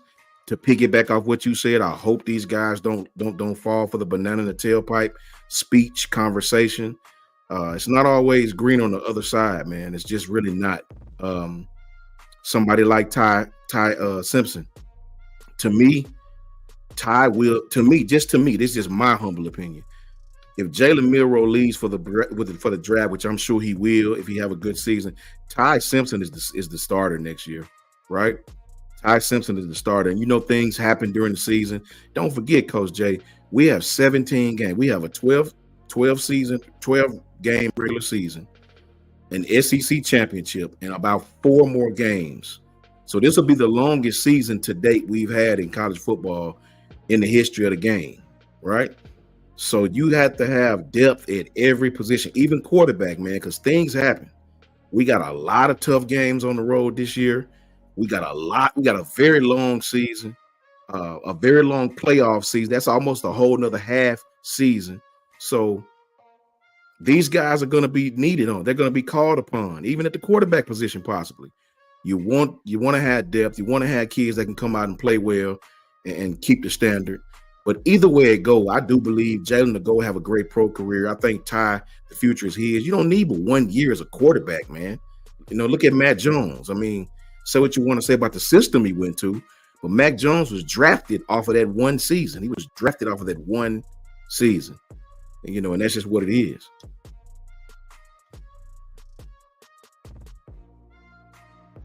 You're right. No, you're right. You're right. You're right 100% completely. And listen, I keep trying to tell everybody, man, I cannot wait for tomorrow. And I do agree. I think we're going to have our negatives and I think it's going to be a lot more positive. And this is why, and Coach Sean, how many times have we both said that just because Michigan hired their coach and nobody left doesn't mean that it's over? That's a fact. Because now what's happening right now, and Coach Sean is he's a pro at this, so he'll tell you, NIL, you got these people that are like, you got parents, you got kids, where's my money? Yep. They're coming out and saying, okay, we won and we did all this crap. Now we're promised money, where's it at? And so when you hear that, when that's leaked out for everybody to see, and again, maybe it's some sort of facade, whatever, it is what it is. But if that is true, you think that's a coincidence that was leaked out, especially with the portal a week away? That may tell us something. Listen, it may be fine, but they're not the only school. They're not the only school that's going to go through it. A bunch of programs will go through. Hell, even Ohio State, as many players as they get, a lot of dudes can leave that window. Colorado, I don't even think Colorado had their spring game. I don't think they have theirs yet. And look how many players left or are planning to enter the portal. It's a lot. Matter of fact, there's a couple dudes. They have an edge rusher that I really like. That's going to be in this portal. I know, Coach Sean, you wanted to get to the some of the players that are going to enter. But like the names that we're seeing already, these are impactful all-conference players that are about to enter at 12 in the morning. And so if we can see that already at now, imagine what it's going to be like for 2 weeks. Nonstop, because you saw the first window, thousands left, not just tens and hundreds, thousands. And so, these spring games will happen. What these coaches will tell these, these coaches are going to talk to these kids. The kids are going to talk to the coaches as far as what's their standing going to be like. Can they compete for a starting job? And if they don't like it, they're going to be gone. We had a couple of Texas kids. One of them, could have been a 5-star in Kirkland. I thought that dude was going to have an opportunity to start. He has 4 years of eligibility. He's entered the portal. That kid is talented if you can just coach him right.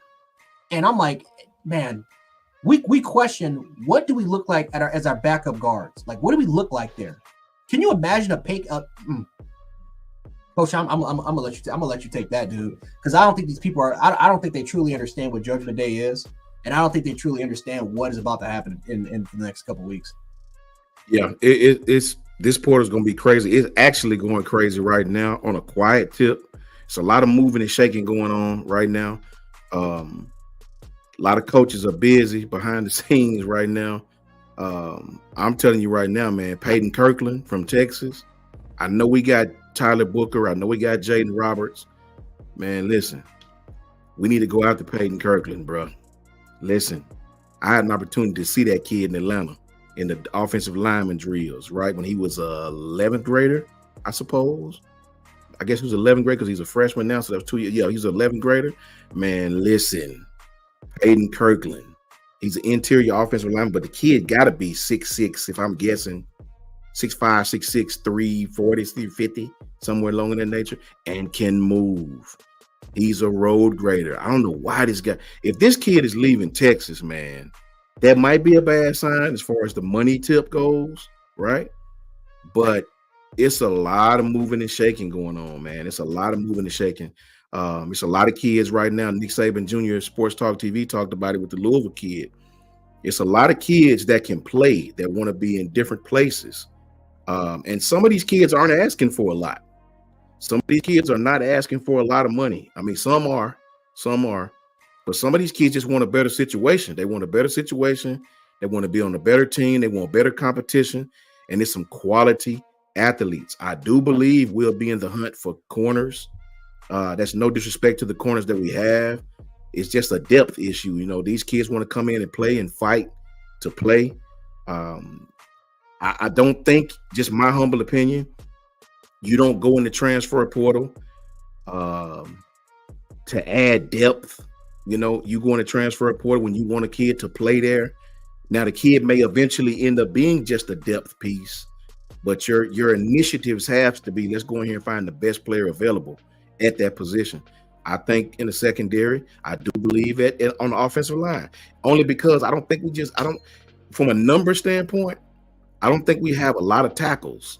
I just don't think we have a lot of tackles. And, you know, to be completely honest with you, bro, I watched the scrimmage back twice. You know, it's different when you're there live and you get caught up in the madness and the hoopla and plays that are good or are extravagant. I went back and I sat down and I watched it, and I seen a lot of different things with the team. I seen a lot of stuff, right? So yeah, I think we're gonna be in the portal for a couple of pieces. I do. Coach Smook says Elijah Herring, the linebacker from Tennessee, jumped in the portal. But the fact that kid's in the portal is just yes, crazy, man. I don't. Coach Mook said he don't think he's coming to Bama though. You know what I mean? Come on.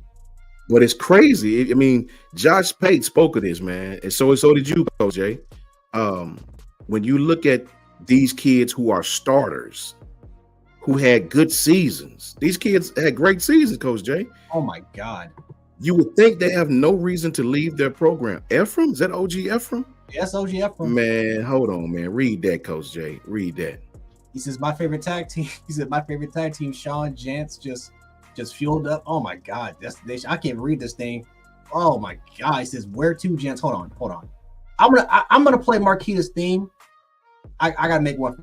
But I'm gonna play Marquita's theme because that's something's gotta happen. So I'm gonna play it.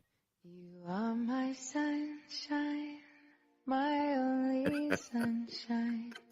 You make me happy. Marquita, is this your thing? You'll never know, dear, how much I love you. I need to know, bro. Is this your thing?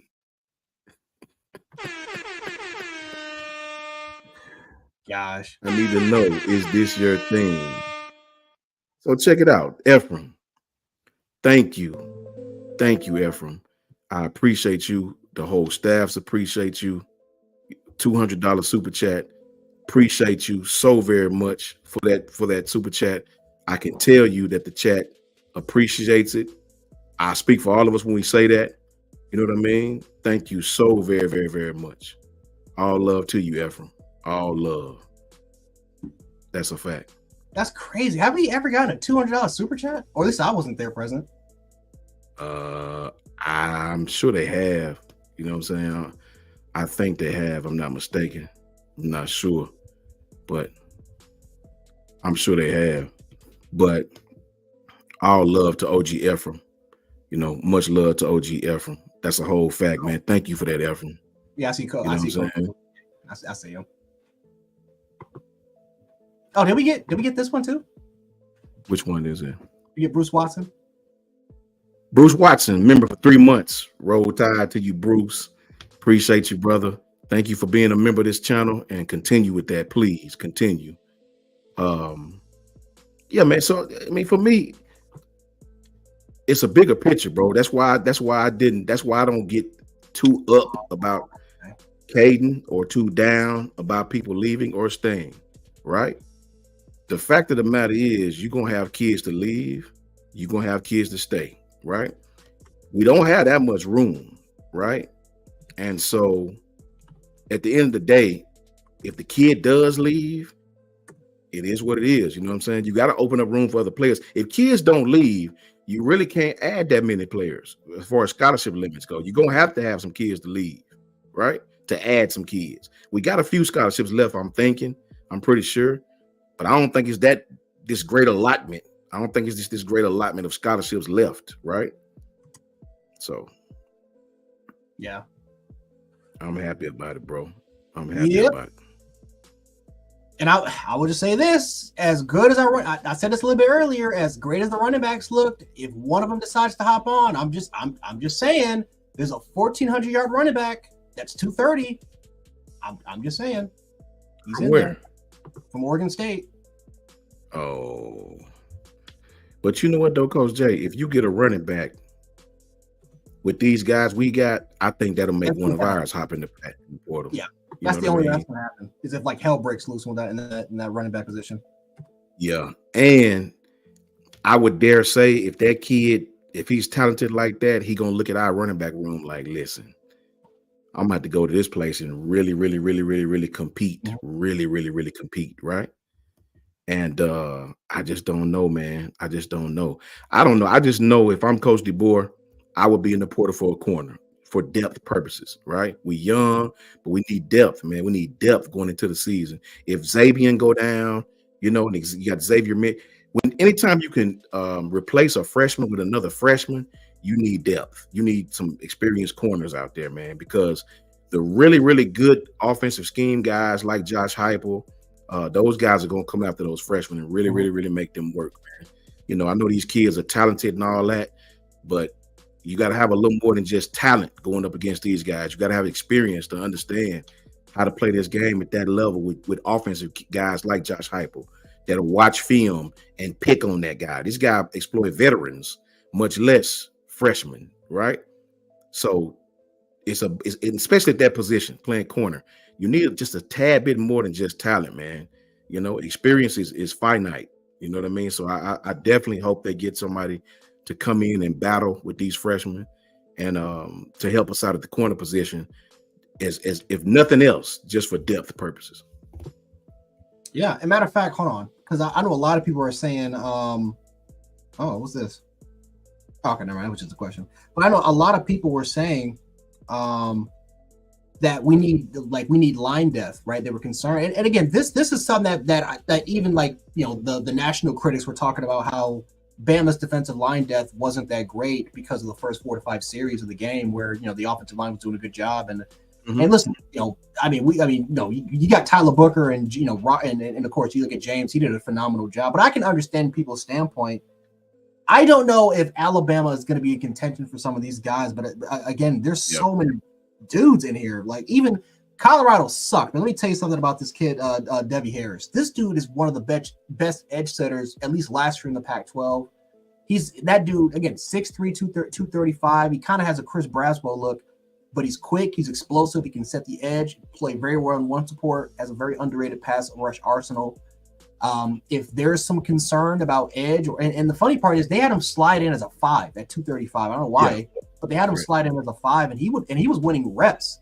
So I like hybrid players like that not only can slide in the inside, but also can play on the outside as well, because he's, you know, maybe not the ideal player as far as how fast he can be, but he's too strong for inside dudes, and he's 235. So I like hybrid players like that. Another player in mind was, I got it written right here, Dan Hayes from Pittsburgh, 2-time all-conference ACC player. A lot bigger this time. He's like, I think around 250, 260, same type player, hybrid, right? Phenomenal edge setter, 27 tackles for loss for his career. I think he got like around 13, 14 sacks. Led the ACC in pressure rate. So this dude is a 5. I mean, he plays LT Overton's role, right? He's a 5. So if there's the you got the, you know, again, you said it earlier, you got the kid from Louisville he's like a Byron Murphy type, slim but 310. He's a slim 310. He doesn't look fat at all. He's a slim 310. Can play a 1, can play a 3, can play a 5, hybrid player, and he's experienced, 4-year veteran that has a lot of promise to his game. So there's actually, at least so far from what we've seen, there's a lot of depth from our defensive line standpoint. So if there's some sort of concern about the defensive line, and hell, right now, even offensive line depth, you look at a Peyton Kirkland, talented player, that's in the portal. I mean, he was in consideration to being a 5-star. So we'll see what kind of happens of who they can pick out. But if there's any spots where I can see Alabama really picking at to get the portal, I think it is the secondary, because I think that as talented and as good as that position is, I think that depth is a little bit of an issue. I think if one player goes down, I don't know if you can replace that immediately and just get that same sort of contribution. So I think secondary depth is somewhere we can look at. I think defensive line depth is somewhere we can look at. Offensive line depth, especially at tackle, left tackle, right tackle. I thought was good. Left tackle is again, it could be Caden Proctor's job to lose, but Pritchett improved a little bit, but I just didn't see it some of the same issues that I saw last year still were popping up, and I think he may still need some time development. So you could look for more tackle depth if you want, but there obviously are areas that they can attack, and it'll be interesting to kind of see what happens because, like I said, I mean, there's big names, there's all conference players already. A lot of them that's in that portal, and this is before the thing started, so you can imagine what's going to happen for like the next few weeks. Man, shout out to Ephraim again. Shout out to Ephraim Davis, OG Ephraim, $200 super chat. Ephraim says, "Surprise." Okay, I'll stop now. Ephraim, God, shout out to you, Ephraim, man. That's from here. That's all of us here, bro. Thank you for that, Ephraim. You know what I mean? Roll Tide to you and your family, man. Much appreciated. Oh, I'm not gonna say it. Thank you so very much, brother. That's a whole entire fact.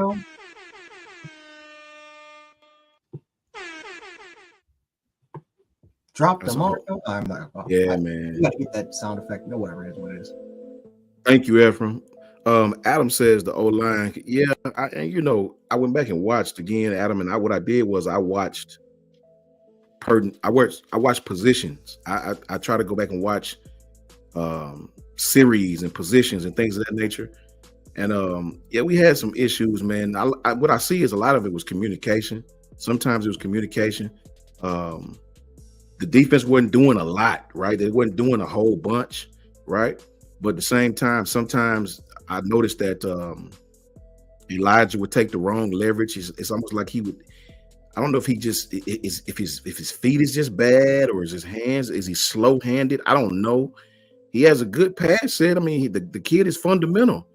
It's just like he's not strong in his lower body or something. I'm not really sure what the problem is with him, but it's like he was getting beat with the same move every time, and I just don't understand. It's almost like Tyler Booker was getting frustrated. You know what I mean? So I don't really know what we're going to do. I think Caden, I've said this from the jump, bro. Caden left. We all know that. We all understood, right? Okay, boom. Now you want to come back, right? Regardless of if we like it or not, or if it's good, bad, or indifferent. I've always said as a Bama fan, right? I welcome it because I'm of the mindset that our offensive line need him. Now, I give big shouts out to Wilkin Farm because that kid is definitely improved. That's a whole fact. He's definitely improved. And James Brockemeyer has my great respect. But at the same time, our offensive line is not deep like that. I've seen several times kids getting beat. We got talent on there, but them kids, it's what I said in the beginning. Yeah, they got talent, but they hadn't played yet, bro. You know what I'm saying? These kids are super talented, but they're inexperienced, right? Mm-hmm. So we gotta have guys as far as to back you up when the big lights come on, right? When the fall gets here, I hope we bolster our tackle because Bertrand, he's young as well. He's young as well, inexperienced as well. So we need some experience in there, man. Not necessarily super duper talented, but just some experience. An experienced tackle, a game time tackle to push the kids to play, to do whatever, right? So, iron sharpens iron, man. And I can't be mad if they go get another tackle. What is going on? Oh my gosh, Luke Phillips. Roll Tide roll. Let's get at it. Jesus. Oh, wow. Hold on. $250. Oh my goodness. Coach Mook, drop that horn, please. Drop it. We gotta drop the horn. Oh, wow. Shout out to Luke Phillips. $250 super chat. Exactly. Roll Tide. Let's get at it at this, folks. Roll Tide to you, Luke. Thank you, Luke. Roll Tide to you and your family, man. Much appreciated from the entire staff. I can assure you of that. And just greatly appreciated to you, man. That's just very, very, very greatly appreciated to you. For sure. Dr. 334. Oh my God. Dr. 334, $200 super chat. Man, you guys are awesome, man. You guys are awesome. Roll Tide to you all. Oh, You guys bro, are absolutely this is nuts. it's It's not even crazy, Judgment man. Day yet, Coach. What's up? What's up? It's not even Judgment Day yet, Coach. Yeah, I know, right? It's not even Judgment Day yet. I know, right? Thank you guys, man. Roll Tide to you all for that. That was absolutely a blessing from all you. Thank you for that, for sure, for sure. But I don't know, Coach Jay. You know, I got my own, takes from this game, man. I'm really ecstatic in how they played, being young at some positions, man. You know, they done the best they can under the circumstances. And again, the defense was super vanilla, bro. Like when you watch what these guys were doing, they weren't doing anything that really could give them the advantage. It was just straight, basic, whip the man in front of you defense, right? So I think it could have been a lot worse if the defense had put some flavor on it, some twists, some stunts, some extra things they weren't doing. So I don't overreact too bad to the defense giving up those plays. I did, sort of get stuck on Tim Keenan and Tim Smith at times, and how they were playing at times. Is that Luke Phillips again? Yeah, that's Luke Phillips. That's that. Luke Phillips. Go ahead and get that one, Coach Jay. Oh, Luke Phillips, man. What he said, I love it, man. With the $100, guys, this is nuts. This is crazy, man. We appreciate this. This is one of the wild. Yeah, this is definitely one of the most wild. This is wild. This is crazy. I have no words. Man, undefeated. This is exactly why we're the best chat. This is why we're family. This is why everyone's stealing our mojo. Yep. I'm not gonna name drop, but you got people naming their chats. Coach Sean know it is. Oh yeah. Yeah, this is crazy. Man, thank you again, Luke. Roll Tide to you. Roll Tide to Ephraim. Roll Tide to Dr. 334. Roll Tide to everybody, man. Much love to you guys. You guys are what make this channel, as we've always said, and that's the truth. That's not just Coach speak. That is the absolute truth, man. You guys are awesome and undefeated. Much love to all of you. Thank you for sure. Yep. So yeah, man. It's gonna be great. The recruits had a great time. And this is what I was telling you, man. When these recruits come here and they really see the difference in football here, Coach Jay, and how much it means to everybody, right? And how the people get behind the team. It's not just fan-like. It's really, really, really tradition-like.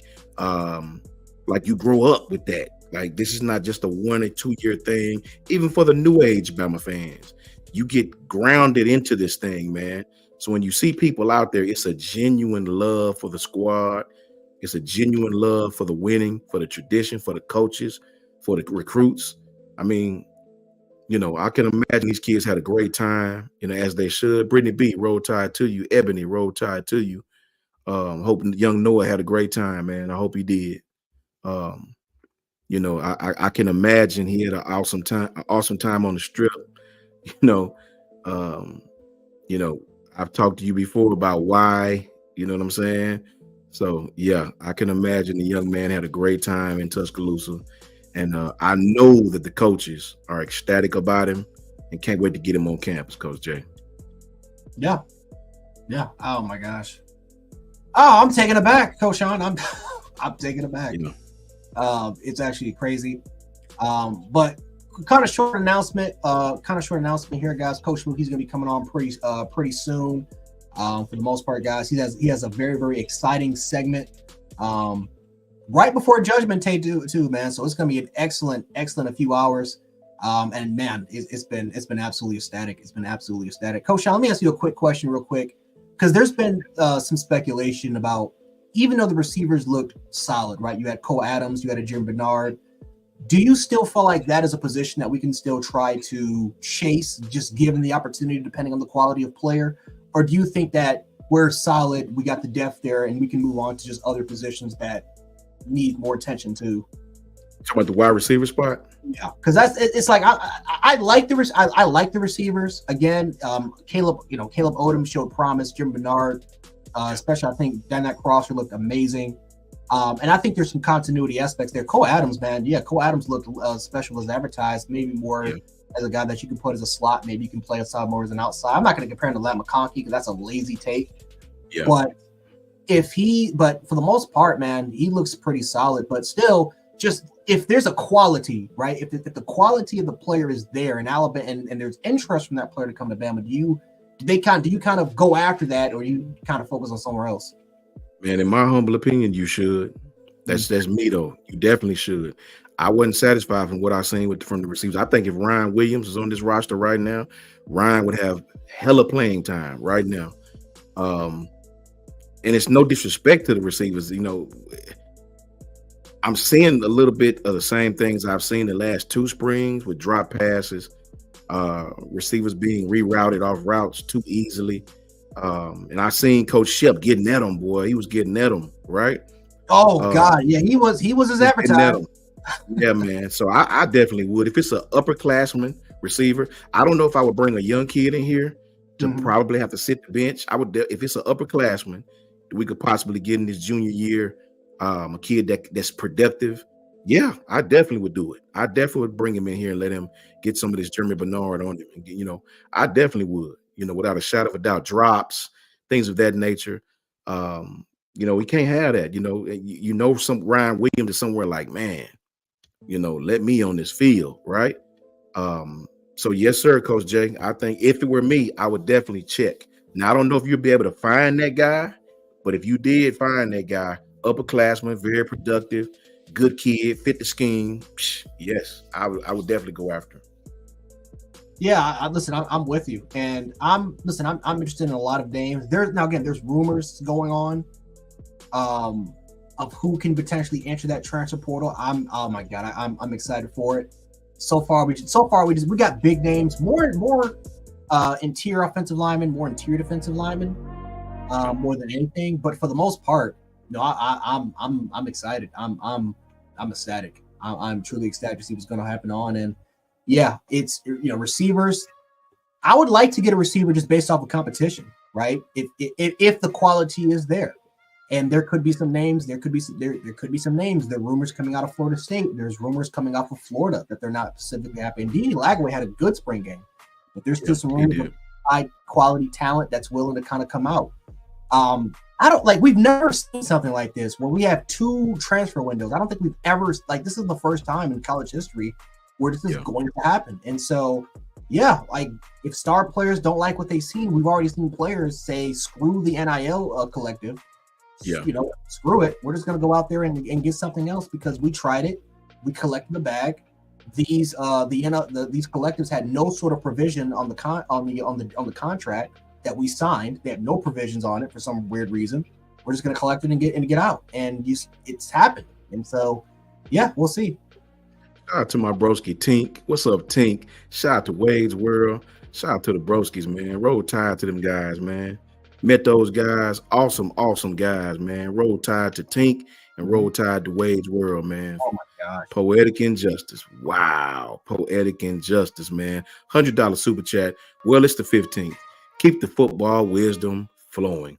Shout out to you, Poetic Injustice, man. Thank you from the entire staff. Thank you so very much. I can promise you, we all thank you.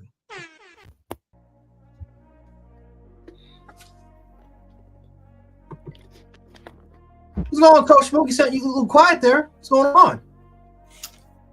I ain't got much to say. Uh-oh. Look at you leaning back. You see the light? Yep. Okay. I ain't got much to say. Okay, you're in your light skin phase. I'm gonna just tell everybody to keep your eyes open and your ears open, because like you said, Coach Jay, you and Ty been saying, tomorrow is going to be an eventful day. Social media is probably, the internet's probably going to break with some of the names that come to the portal. But you know me, I'm more focused on what's happening with Bama. So we'll lose a few. There are a few names that I know that need to enter the portal if they want to continue their aspirations of playing at the next level and have a realistic shot to put some things on the film for this season so that they can, you know, reach those goals. And Alabama might not be the best option to do that, right? The amount of film that they need. So a lot of the names, the few names that we will see from Bama will make sense, won't hurt. It'll make sense, but that only goes to show you that one or two will let you know exactly what's happening in that room the cornerback room for one. Also, the offensive tackle. There's a guard that I have on my radar that I feel like is going to be pushing our way in the portal.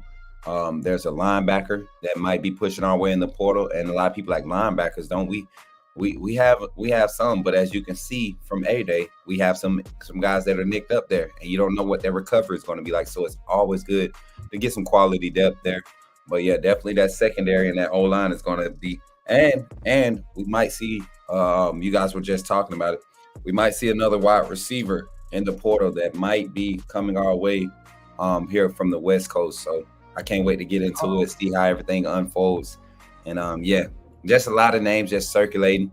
I don't follow message boards. I don't have subscriptions to Bama Online, On3, none of that crap. I read the room, kind of read what's being released.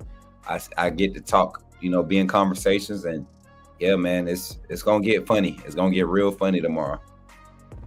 What's up with y'all though? Shit, man, same old. Yeah, man. Carlos, I think we do based off the middle. I think I wouldn't mind having a middle. I wouldn't mind having a middle linebacker. I was happy with Justin Jefferson's speed, but when I watched it back, I don't know how physical he would be. You know what I mean? I know I've seen a lot of times. I don't know what the issue is. He's very good. He's very fast. You ain't outrunning that kid nowhere. But he did get taken out of his box and pushed in the damn secondary a couple of times. You know what I'm saying? On downhill runs. We need somebody that's gonna feel and come up and thump when they have to. And maybe I'm just too used to seeing Jihad Campbell. Maybe I've gotten used to watching that kid at number 11.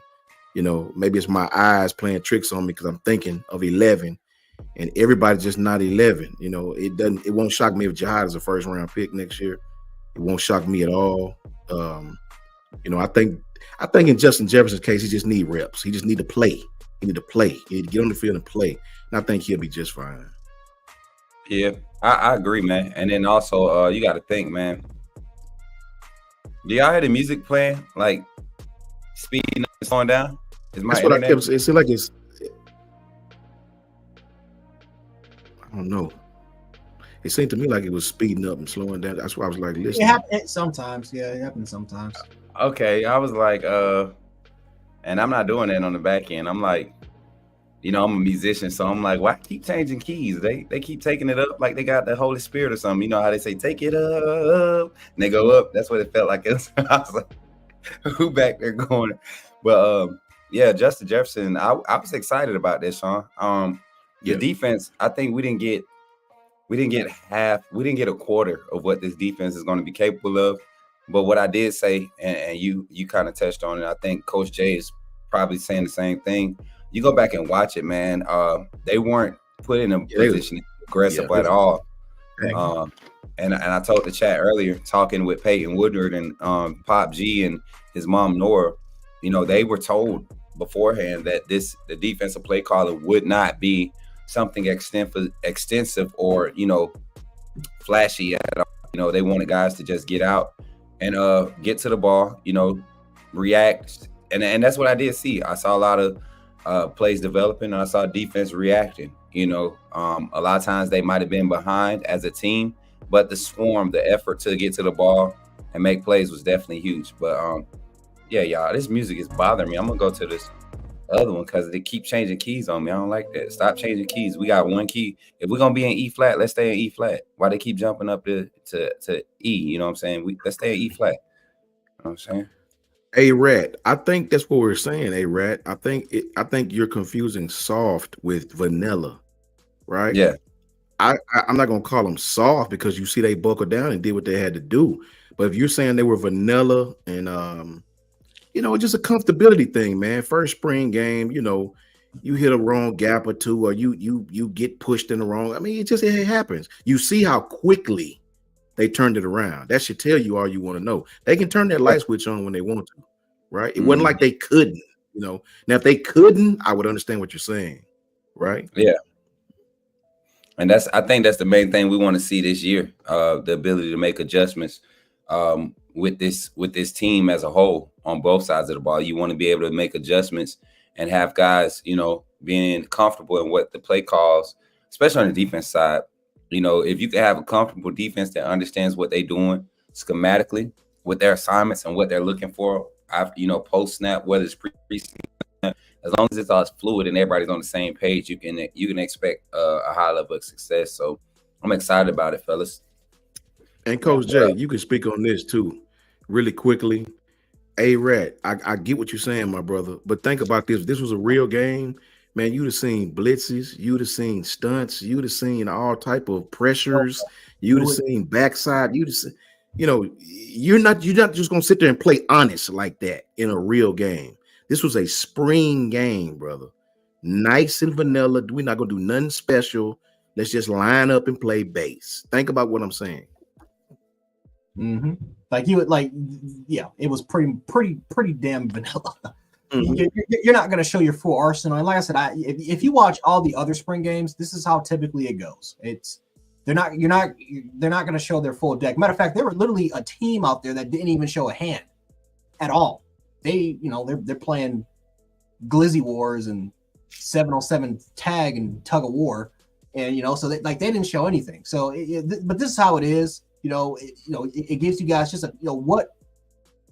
what these players are kind of going through right now. But yeah, when we get to fall camp, you're going to start seeing a lot more.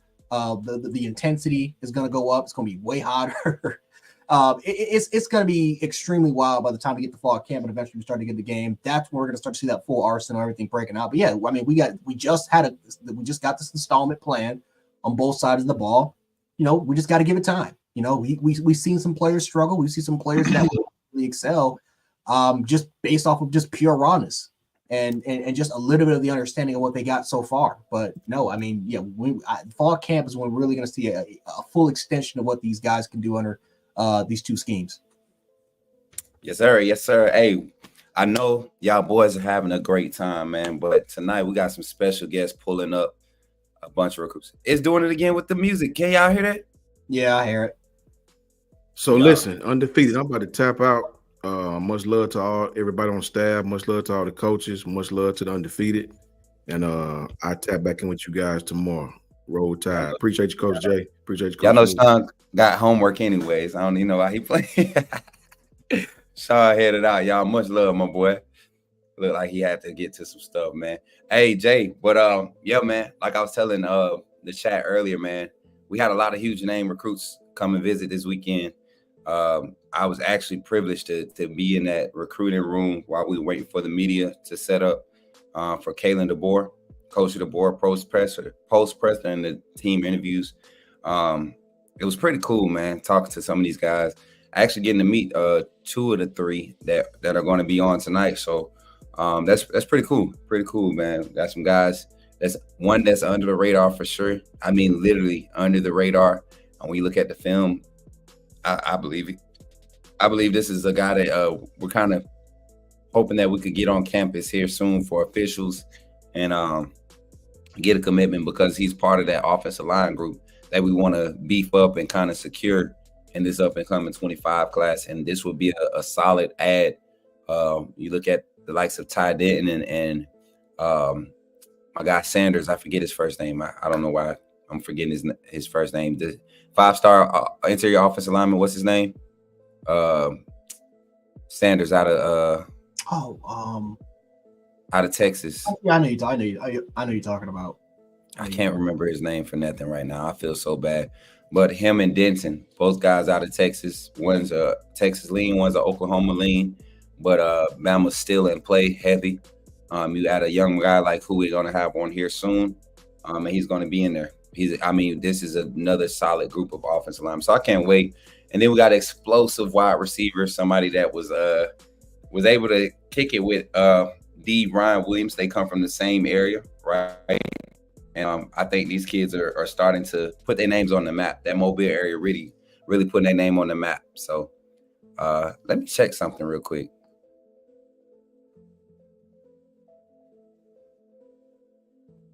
You hear that?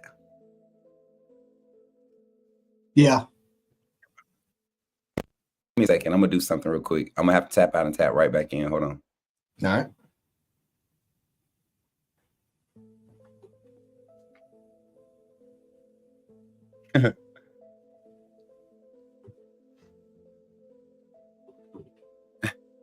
It's going crazy now. Somebody on the ones and twos, man.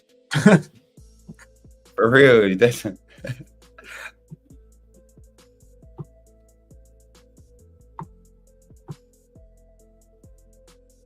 Someone said play near Grove. Oh. all right. Now I should be good. Am I good with everybody? Everybody we good? Yeah, you're clear. Okay, good. All right, so yeah. And stop making Adam, stop making song requests, bro. There's no song request. This is not the bar. You can't put money in the jukebox and request anything. Yeah, they not hearing it. That's good. Good, y'all not hearing it because of yeah, it's been weird. I don't know if y'all can. Hey. You know what? I wonder.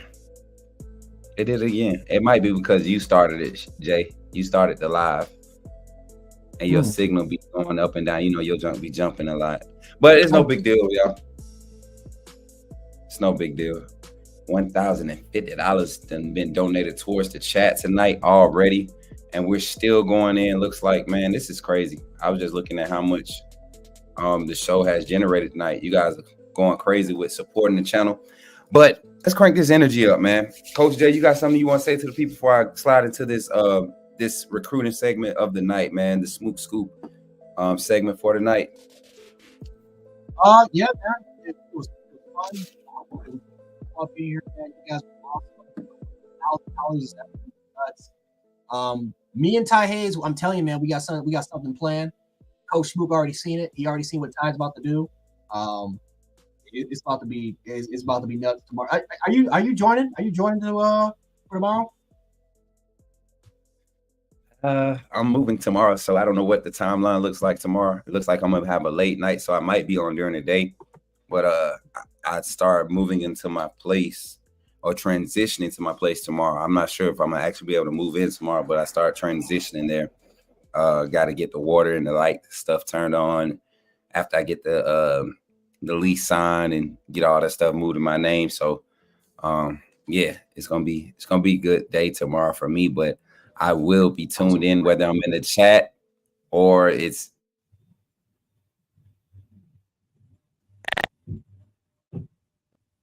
oh man. Oh boy, but Coach Smook, I'm gonna leave you at it. Definitely catch us tomorrow morning, guys. It's gonna be fun. It's gonna be very, very fun, man. I can't wait. But yeah, Coach Smook, I'm gonna leave you at it, brother. I'll catch you later. Oh, now my connection's starting to act up. Oh well, this is a good time. Definitely a good time.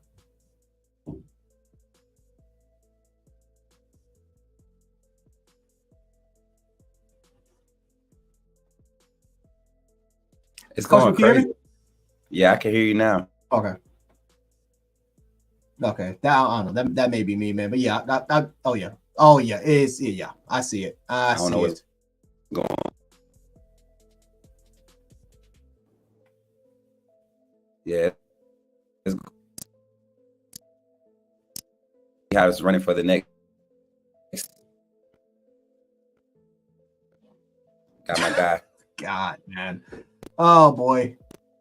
Yeah, it's coming. It's coming from both our ends.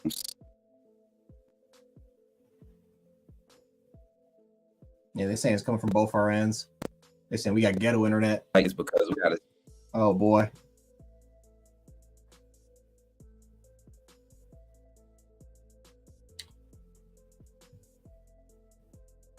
Oh my gosh.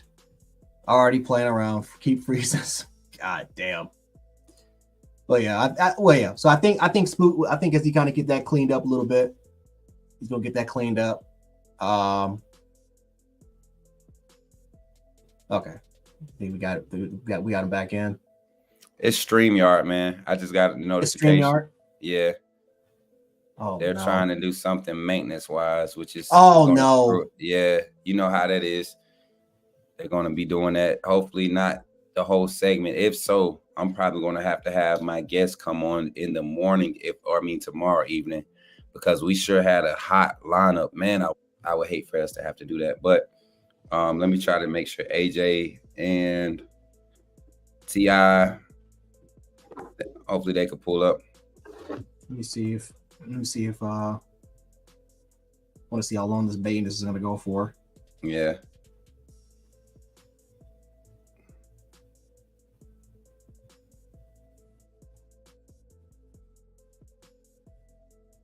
Yeah, I don't like that. Undefeated. Y'all stick around, y'all. Y'all stick around. We're going to try to make it work.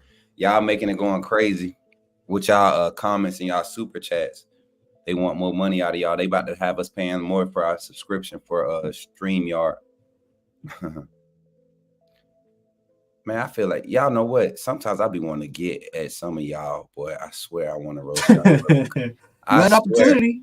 No, I don't. I don't. Not like I want to. They come to Coach Smook channel for that smoke, but they a few of them already know. They try to get at me in this chat because they know what time it is over here. They know there's a limit, there's a cap. But you come, oh man, a lot of y'all, I would line y'all up and just Jesus Christ, I would just take y'all out one by one. No sniper headshots. I mean, straight barrel to the hairline for some of y'all, because you know Poetic Injustice got ball tendencies, so we're not gonna try to pull him up. But yeah, Adam too. I feel like he got the comb over 3-string of hair thing going. I just feel like any Adam right now has a comb over type thing in 2024 going. But yeah, and then Sean with his trucker headset, he be mad because his audio don't come through clear anyways, trying to listen to that to our streams with them trucker headsets. He walked in the bowling alley with it on. He thought I ain't see him with that trucker headset. You know how the truckers be having them big old play caller headsets on, be walking around in Walmart with them on like they on the road. Yeah, and then ain't nothing wrong with that. That's just him trying to drip. Yeah, man. He got a bedazzled mic cover too. I seen that mug. He thought I ain't see it. I seen that mug with the glitter on it. Yeah, he got one of them. It's fine now. I mean, if that's what truckers doing, that's what they doing. Yeah. Yeah, Adam, I don't like you. I don't. As a Bama fan, I don't like you as a Bama fan. Maybe as a person, but as a Bama fan, what's them emojis they do like this? You ain't solid, Adam. You ain't solid, bro. It's a lot of solid Bama fans, and Adam ain't solid, y'all. Adam be too shaky. I would rather Adam disagree with me and stick with that instead of backpedaling like he was doing Saturday. I would have been so happy if he would have just kept coming back at me. But he bowed down, man. He tapped out. And I can't rock with that, man. You gotta stand 10 toes down, man. You gotta be standing on business. That's a rarity too. I mean, there's few Bama fans that makes that list, man. The most notorious one was Polar Bear, and that's going way back. Oh, way back. Hey, the one that calls in from on Paul Feinbaum show. I forget his name, man. Oh, was it Waylon? Not Waylon. Now Waylon's bad. Now Waylon is bad. Like that's my boy. He was my boy, but Waylon just the first time doing a live watch party with him, that was bad, man. Oh, y'all. So we was just doing a little test, man, to make sure that the internet. I think it's better now. I think it's moving a lot smoother, right? Everybody can understand. Legend, Caleb. You know exactly who I'm talking about. Legend. Oh, yes. Yeah. Caleb know who I'm talking about. Yeah, Legend is that boy. He's so fair weather. Lord have mercy, that joker fair weather. Yeah, man. That boy is. Hey, don't be trying to reach for help. That's another thing. Stop reaching for a handout. Stop trying to hand over. Stand on your own feet, bro. Stand on your own feet. You don't see me coming on here asking for the panel to help me out. I stand on what I say. If you want to come from Milrow and we got a debate going, stand on it. Stand on business, bro. At least Darius Fontaine talk crazy all the time. You know what I'm saying? He went crazy tonight. Went go talk to my auntie Janet and think I wanted to roast him first, but I had to do it the professional way. Shout out to Lynn Shanefeld with the $30 super chat. He said, honor Steve Sloan. Steve Slogan passed away today. He has contributed more to the Alabama athletics program and to society than most folks. He was a national championship QB in 1965 and Alabama AD. Well, shout out to Steve Slogan. Sloan, whichever his name is. You put two different names, but shout out to him. I don't, you know who that is, Coach Jay? I don't want to be on here acting like I know everything about Alabama history. Nah, I'm not an Alabama historian, but anybody that's contributed to Right. Alabama football and athletics and especially winning a national championship here for the university, man, is always going to get the praise. So I know, like I said, I know a lot of the older generation. They know who he is. They know who he is, and they're definitely gonna celebrate. But yeah, rest in peace to him, man. I'm not gonna. Some people act like that. They know. I don't know. But if Lynn is saying he's contributed, man, not just for that, man. You don't want to hear death for anybody, but if he was in school in 1965, winning a national championship, I feel like if he's just passing away now, he done lived a good life and deserves to go be in peace wherever the good Lord takes him. You know what I'm saying? And for somebody that contributed to the community of the Alabama community, great piece of history to be remembered. So shout out to rest in peace to Steve Sloan, man, and what he's done for the program. We appreciate you, man. Appreciate the $20 super chat, Lynn. But listen, I got to try to get my guy AJ on camera. So let me see. AJ, get on camera, nephew. And I'm gonna tell y'all something else. I don't think AJ's 6'3". I think he about 6'4", 6'4.5". Because when I shook his hand at A-Day, he got some big old hands, bro. And like we were looking eye to eye. His hair longer than mine, but like eye to eye. Usually when I'm looking at somebody eye to eye, I feel like they taller than me. You know what I'm saying? I don't know what it is. Maybe my eyes sit a little bit lower on my face than most people. I don't know, because you know I got a big old head. But yeah, he looked like he about 6'4", 6'5", because Noah Carter was across the room, and he walked past Noah, and Noah's a solid, like a true 6'4", 6'5", 6'4.5". Like Noah, I think Noah might end up growing to be about 6'6", bro. His wingspan, bro, like he might hit another growth spurt. He has like a 6'7", 6'8" wingspan, man. His arms are so long. You know, got to eat with him. His mother, Ebony, my sister, shout out to her. You know, they pulled up into Buffalo Fields while me and Kyle were having like a little meeting. We was having a little conversation about, you know, the day coming ahead in the future of Bama football on YouTube. And Kyle has a lot of great aspirations for this channel, y'all. I just want y'all to know that. So if y'all see him kind of moving fast through things, it's because we have a lot of opportunities on the table, and he's trying to decipher what's going to help this channel continue to grow, not just for him, but for the rest of the team. So definitely keep him in your prayers, and the aspirations of this channel. Keep this channel, keep it uplifted. You know, all positive vibes coming this way, right?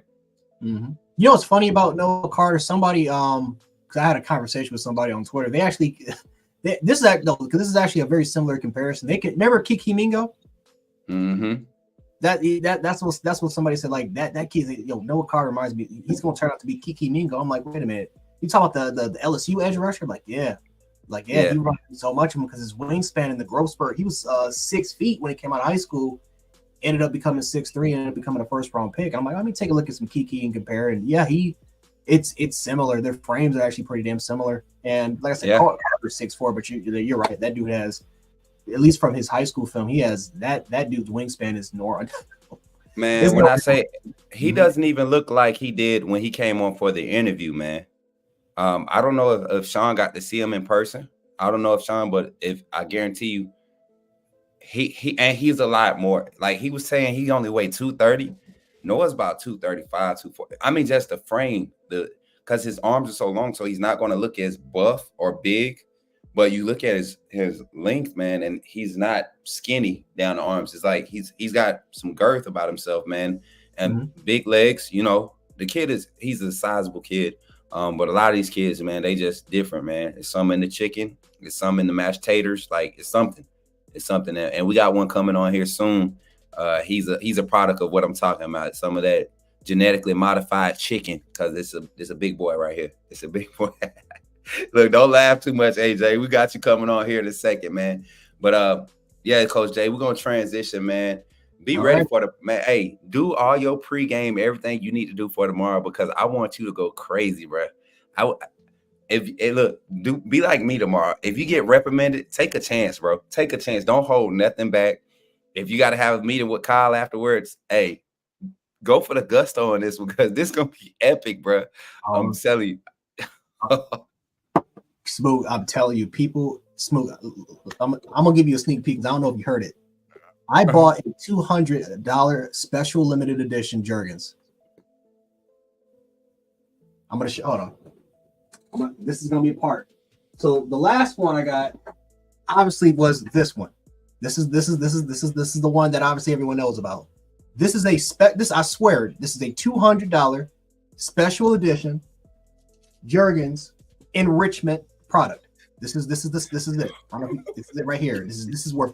Don't show them everything. No. I got 5 of these things. So I spent a lot of money. I spent almost $1,000 on these products. I'm telling you, this is only a sneak peek of what people are going to be getting tomorrow, because I'm trying to tell y'all, man, it's gonna be special. It's gonna be special. I got it all set. You saw what Ty Hayes done, dog. You saw what Ty Hayes. Man. You saw what Ty Hayes got. It's gonna be different, y'all. Ty has. I'm telling you, dog. Y'all about to see a different Ty Hayes that y'all have never seen. See, everyone thinks he's all quiet and he's all everything. He's a good boy. I'm telling you, that dude is. I'm telling you, man. I'm telling you, that dude is rough.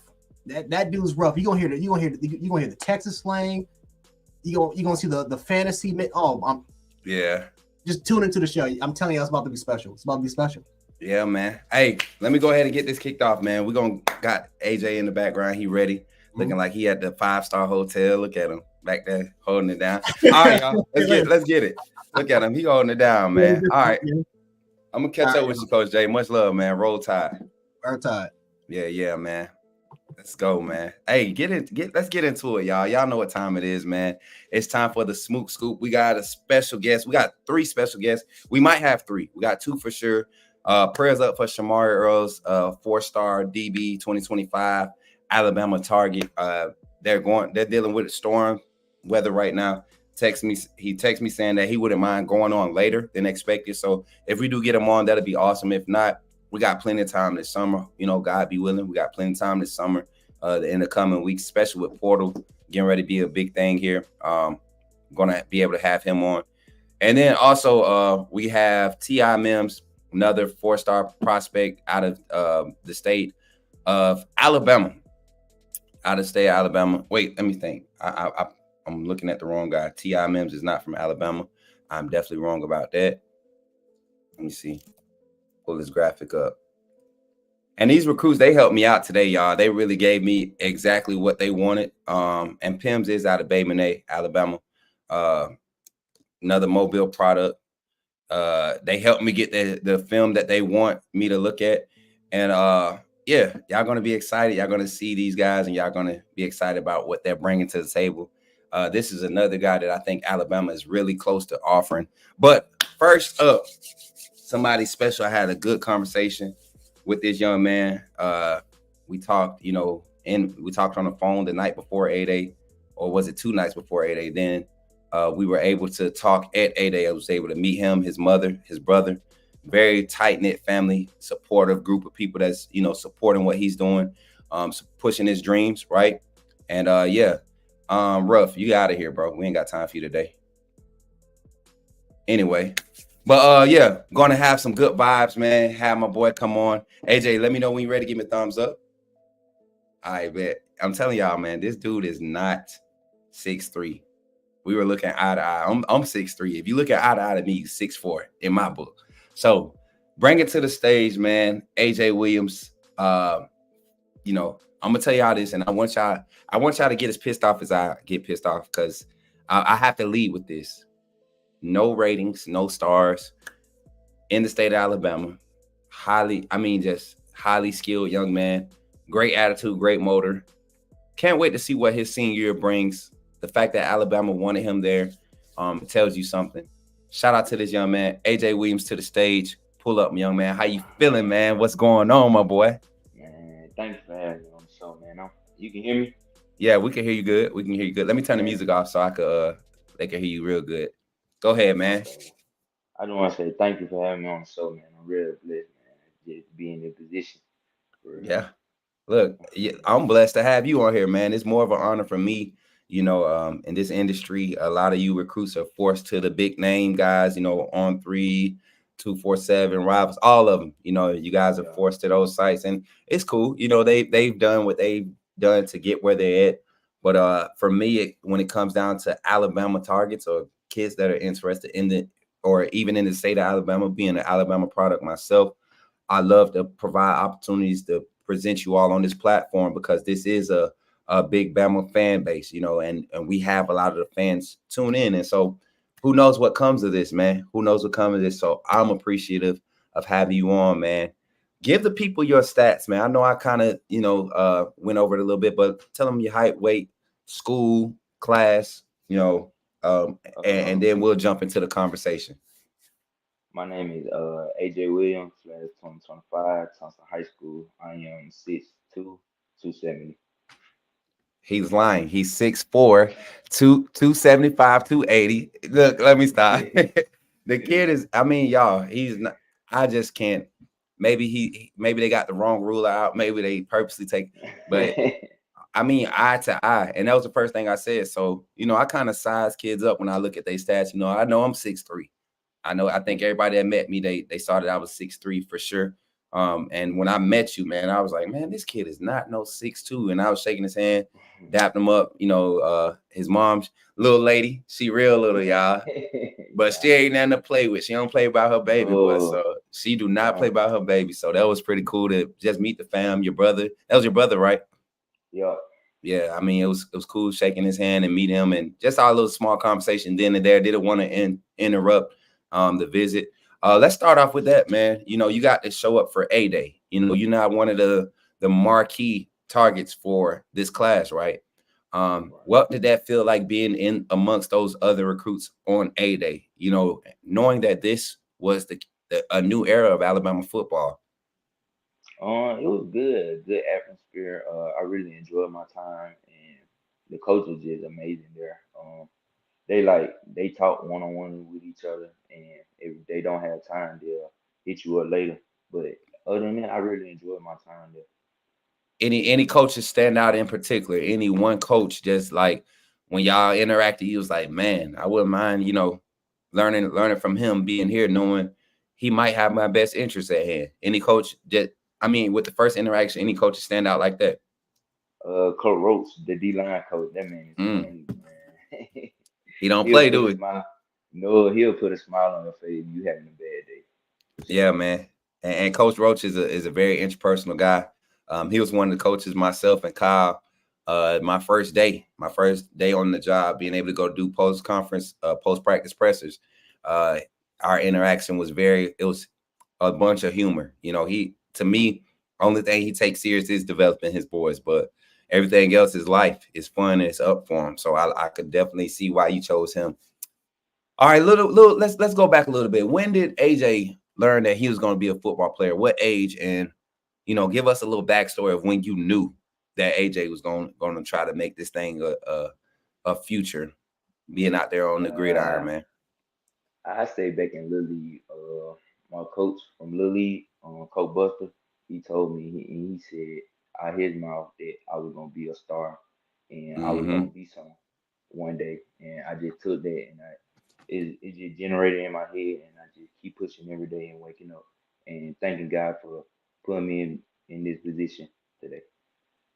Yeah, man. And you know what? You're one of many kids who kind of deserve what's about to happen for you. I told you before, I see big things happening for you.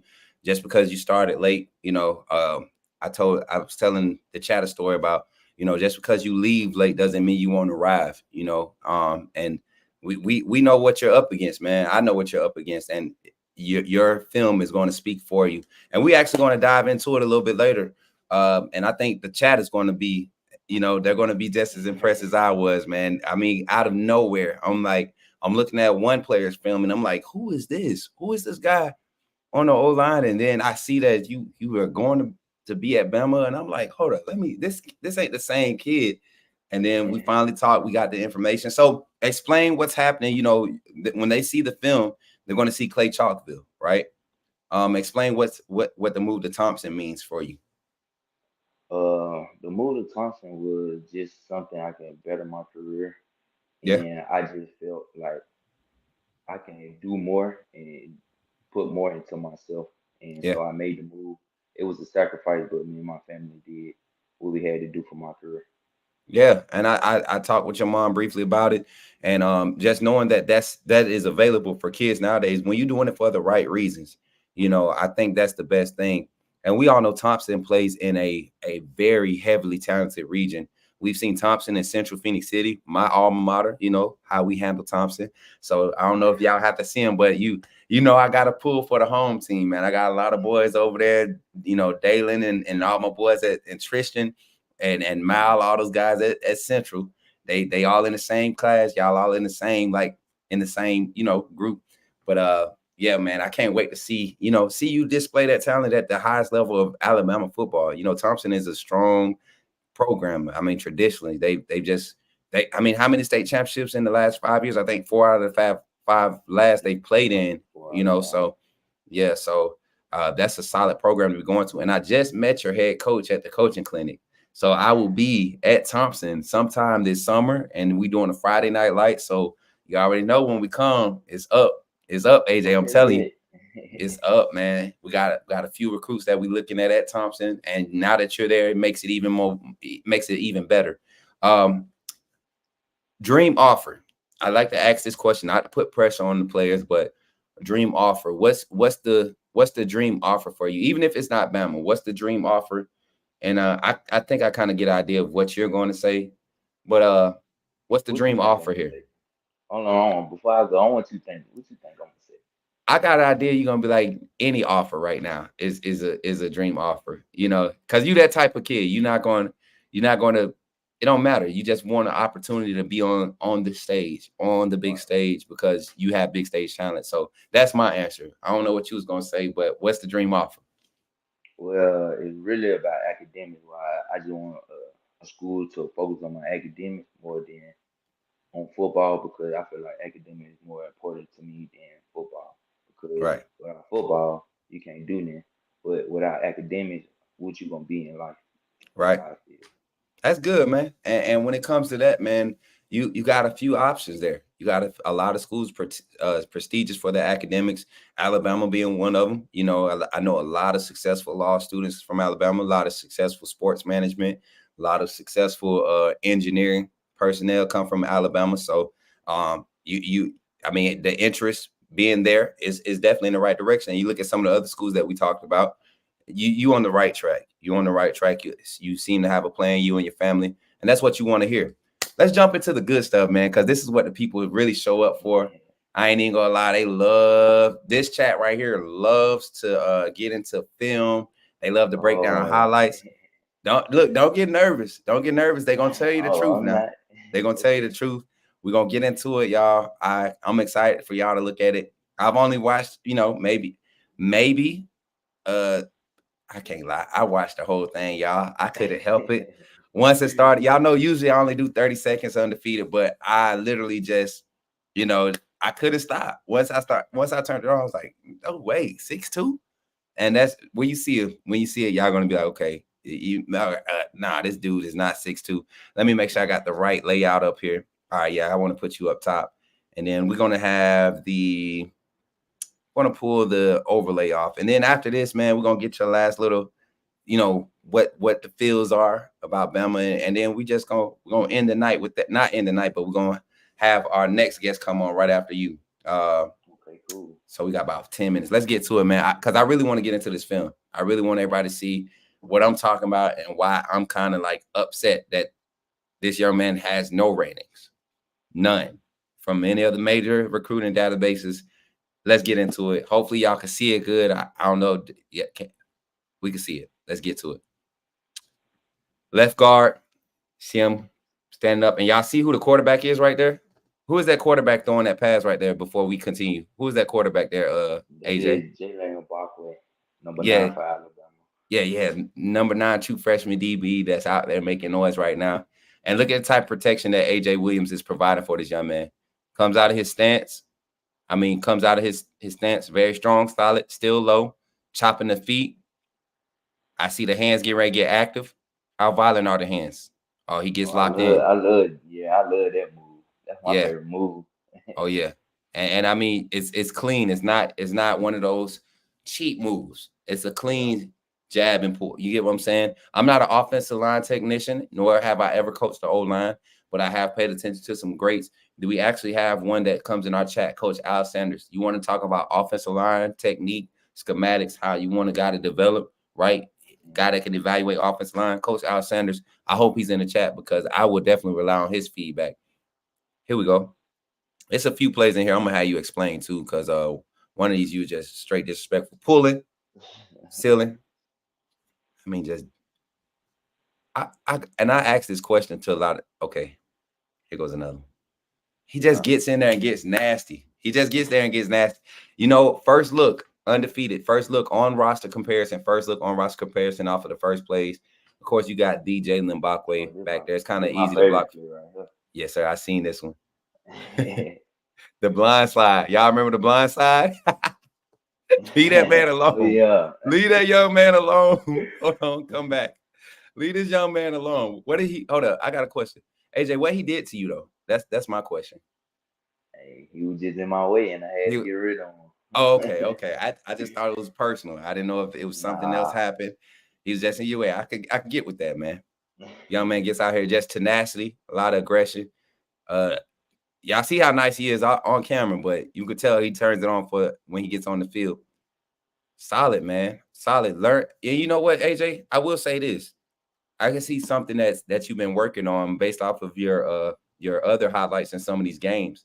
There's full game highlights that I was able to watch. I don't know if the coaching staff or anybody told you, but it seemed like you were more so focused on obtaining that proper leverage in your initiating of contact. Is that a fair assessment? Yes, sir. Me and my trainer, Coach Wolf, me and him been working on it in the off season. So, you know, it feels good to display that into like reality and show off. Yeah, because you definitely doing that. You definitely showing off. Here's another play that I like from you right here. I think this is the one. State championship. I think they did some type of twist when we had alerted. Yeah. Yep. And this is what I mean by IQ film study. These are the things that help you build value. Some people will look at this and say, you know, he ain't do much, but I want y'all to see it. So you help out the center with the push from the guard, and look at the delay on the blitz. I can't tell you how many times Alabama's offensive line, 4-star, 5-star Tyler Booker, Seth McLaughlin last season struggled with handling this type of stunt.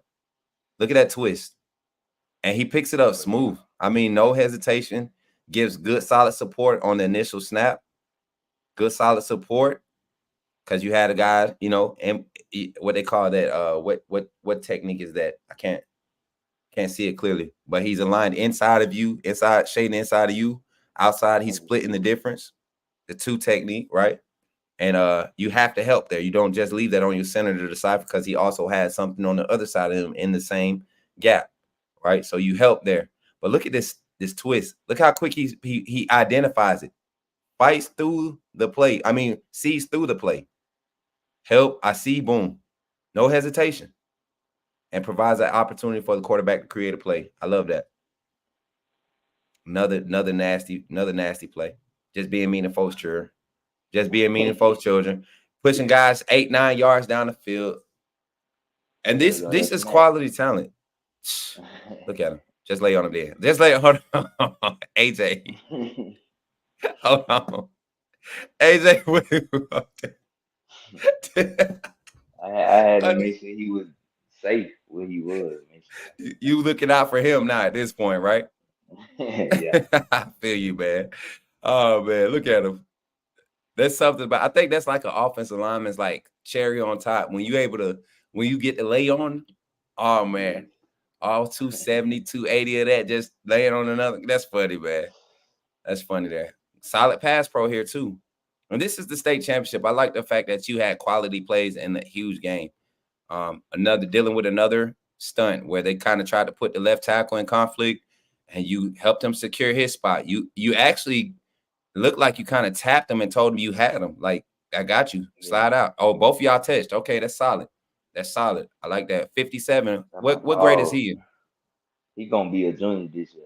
His name JT Johnson. That's my dog. I mean, that one play right there had me opening my eyes as a recruiter, as a scout. That was great I love. communication there. Yeah, I got to get back to it. I mean, just look at how it happened, y'all. I mean, and this is we're breaking it down, we're slowing it down, but game speed, this happens fast. You know, you basically have you're sending a stunt at the left tackle to kind of cause conflict. An inexperienced left guard is looking inside, you know, probably trying to help, trying to see what's coming from the second level because there's nothing aligned over them pre-snap. But you had the wits about you to understand, okay, they're shading outside of my left tackle. I got to be able to help soon, quick. So great concentration, great execution. I like it, man. Overall, I like it. You know, as we let the film play out, what would you say is your best attribute? You know, being an offensive lineman, doing what you do. What would you say is your best attribute? I say I got good feet. When Good feet. yeah, good feet, Okay. definitely. And good hands too. You gotta have both. I like. I was gonna say I like your hands better than your feet. Honestly, your feet is like to me natural. You know, it's natural.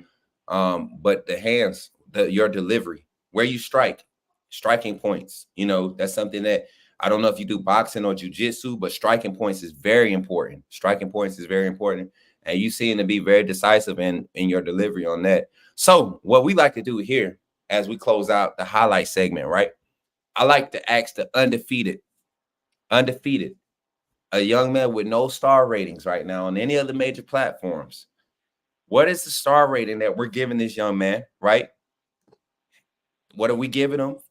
4-star, 3-star, 5-star, whatever. Undefeated. Y'all know I don't like to dictate it. Y'all give them some feedback. And then as they're giving that feedback, man, AJ, next level aspirations. What are we looking for? What are we looking to accomplish our senior year as far as development, as far as goals? What are we looking to accomplish? You know, I just want to finish high school. That's it right now. And I just want to push myself to the point where I just feel like I can do it, and I know I can do it in my heart. And I'm just ready. I love being the underdog. I've been the underdog all my life, so it's Yeah. just like when you the underdog, you just more hungry to keep grinding, and that's all I'm doing. I'm just grinding, trying to better myself. Yeah.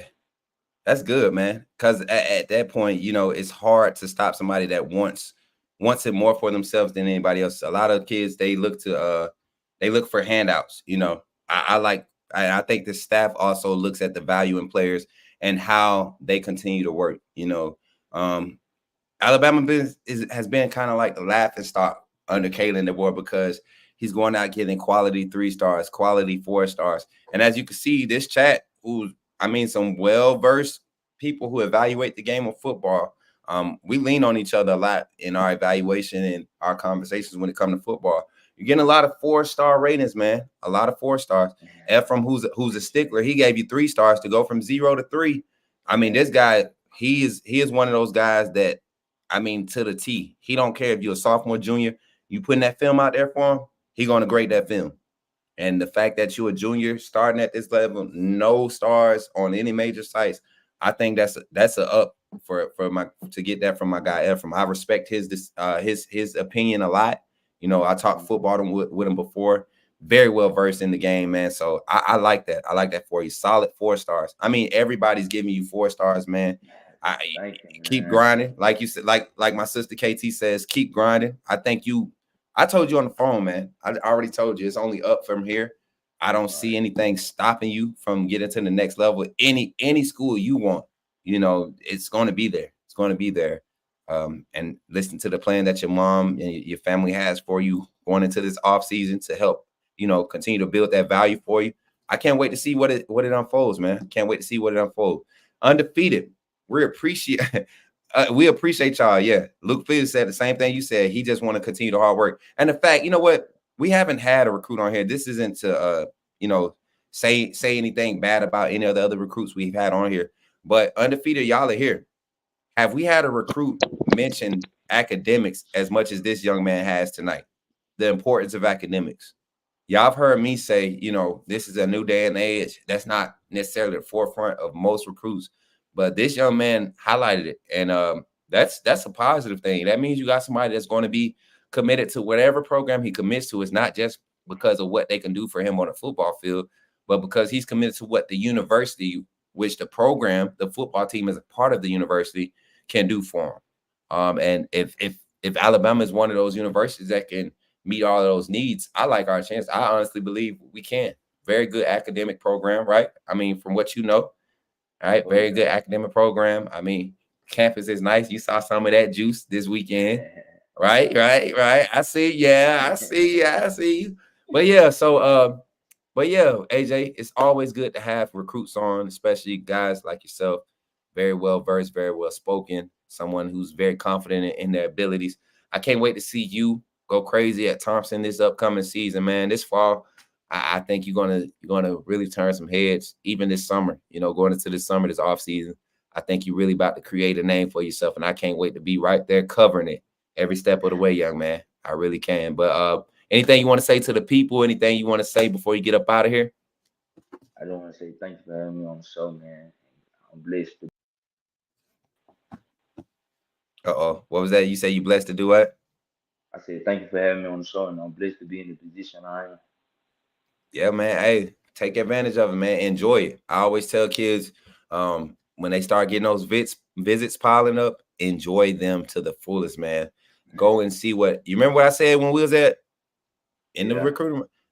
Ask all the questions because you're the product. You're the product. There's no denying it. You're the product. You want to know what the fit is. You don't want to go into this thing second guessing. You're never going to be 100% settled with your position, your decisions, but you want to have the best feeling possible going into it. So I'm proud of you, man. In the short time that I've known you, I love the fact that I was able to confirm a lot with your demeanor and everything, man. So yeah, man, good to have you on again, AJ. Appreciate you, bro. Appreciate you. And this ain't the last time. I can't wait. Once you get that Bama offer, I better get a text, man. I better get a text or something. Definitely. I mean, I better get a text because you know I got to come see you anyways. You know what I'm saying? I don't want to have to roll you up. I know you bigger than me. I've been in the weight room with look, AJ, I've been in the weight room. You see, I'm just playing. But nah, man, appreciate you for coming on, man. I had fun. This was a great segment. I think the Undefeated enjoys you, man, and have a good night, man. I'll text you, check on you before I, lay it down tonight. But thank you, man, for real. I really appreciate it. Thanks for having me on. All right, man. You have a good night, man. We'll catch up with you. You too. Yes, sir. Yes, sir. Y'all, my guy, AJ Williams, class of 2025 offensive lineman. I appreciate you all for showing the real support, guys, giving the evaluations 4 stars, 3 stars, all of that. The young man is a guy that wants to work. So I didn't expect y'all to give him 5-star talent. I personally told him, man, this is a young man that wants, the ceiling is there. The ceiling is there. And anytime you have a guy who wants to get better, it's kind of hard to say where they are. But you all seen the talent, what you've seen on film. And to me, very talented young man. Can't wait to see what his future holds. We got another guy coming up. And I think this one right here is going to, I think y'all going to be mad at me about this one. Because y'all going to be like, man, we should have been had him on. I know y'all love wide receiver, offensive highlights, defensive, secondary highlights. So this one right here, this young man actually put me on to his touchdown highlights. Not just game highlights, but his touchdown highlights, right? And action-packed, nothing but speed, nothing but hands. Another kid out of the Mobile area, right? I'm gonna see. I think click the link. Ready for you. And as he get ready to come in, y'all, I want y'all to run it up. I appreciate y'all for hanging out. I seen some craziness going on in the chat. Y'all don't get that on mine, man. I promise you. It don't bother me. It's an easy click of a button. You got people in here who've been gifted fan funders that don't really support the channel. They've been gifted fan funders. I actually got to talk with one of our top fan funders, gifters. And he hates that it happens like that. I wish they gave the people that's buying the gifted funding, the gifted fan funding memberships. I wish they gave them the power to give to the people in the chat that they think deserve it. Right? I like that. What school is Smook? He's going to he's at Thompson High School in Alabama. Thompson High School. Yeah, definitely. Yeah, give me your thoughts on AJ. AJ is cool, Adam. Yeah, I think so too. Great young man. Adam, you know I said I don't like you as an Alabama fan, right? But I know we could be tight in real life. Like, I know we'll be cool. But as an Alabama fan, you couldn't sit by me and watch the game. I can tell. And that ain't a bad thing. I can't, man, I got a best friend. I don't even sit. My best friend, we do not watch the games together. And if we do, it's a game that we know Bama's going to win because I am very big on fighting to the last whistle, fighting to the clock hits 0. I don't care about acknowledging all the negative stuff. I'll talk about it next play. Talk about it next play, you know. But yeah, it's a lot of Bama fans like that though. Hey, Adam, nothing bad against you, bro. You my dude. Yeah, you my dude. I know I'm cool. I think he a 4-star. Ronald, me too. I said the same thing, man. See, me and Ronald don't agree, but Ronald wrote me about his World Tide Willie take, and I could understand why Ronald feels the way he feels. We said this the other day. So I don't think I'm a bad dude, man. I'm just real straightforward. I love y'all. Y'all, for the people that stick around, y'all know what time it is. Y'all know who I am. While the WNBA draft was entertaining, was it? What special happened? Hey, T.I., go ahead and come on the camera and let me know when you're ready, youngin. This dude, man, y'all ready for some crazy highlights? Y'all ready for some crazy highlights, man? That's all I'm gonna keep saying. If y'all ready for some funny, some crazy, exciting highlights, and AJ was just he's one of the guys you put the uniform on, he goes to work, and you don't have to worry about him doing his job. This guy Mims, just watch, y'all will see. Y'all will see.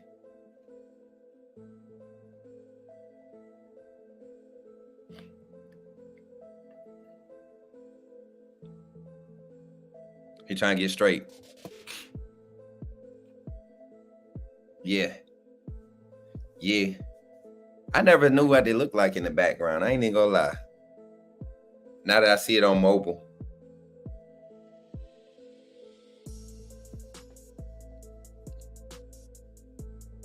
Yeah. He texting right now. But what y'all think about AJ, man? Next kid coming up. What school is he coming from? Oh, this is T.I. Mims. He from Baldwin County in Bama, down there in Mobile. Right there in Mobile, where Ryan Williams came from. Solid. Yeah, Auntie Janet.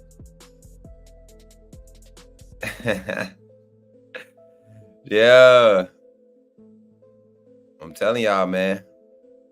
Caitlin went first pick. Oh, I figured that. I think we all saw that. Let me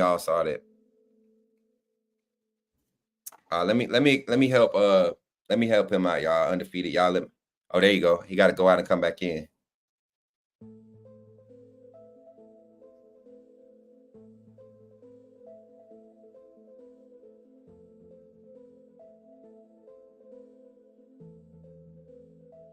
I might be able to do it for him.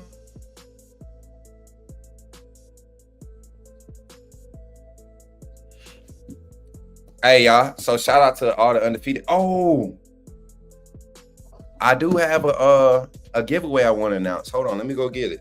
I don't know if y'all seen these socks before. Give me a second.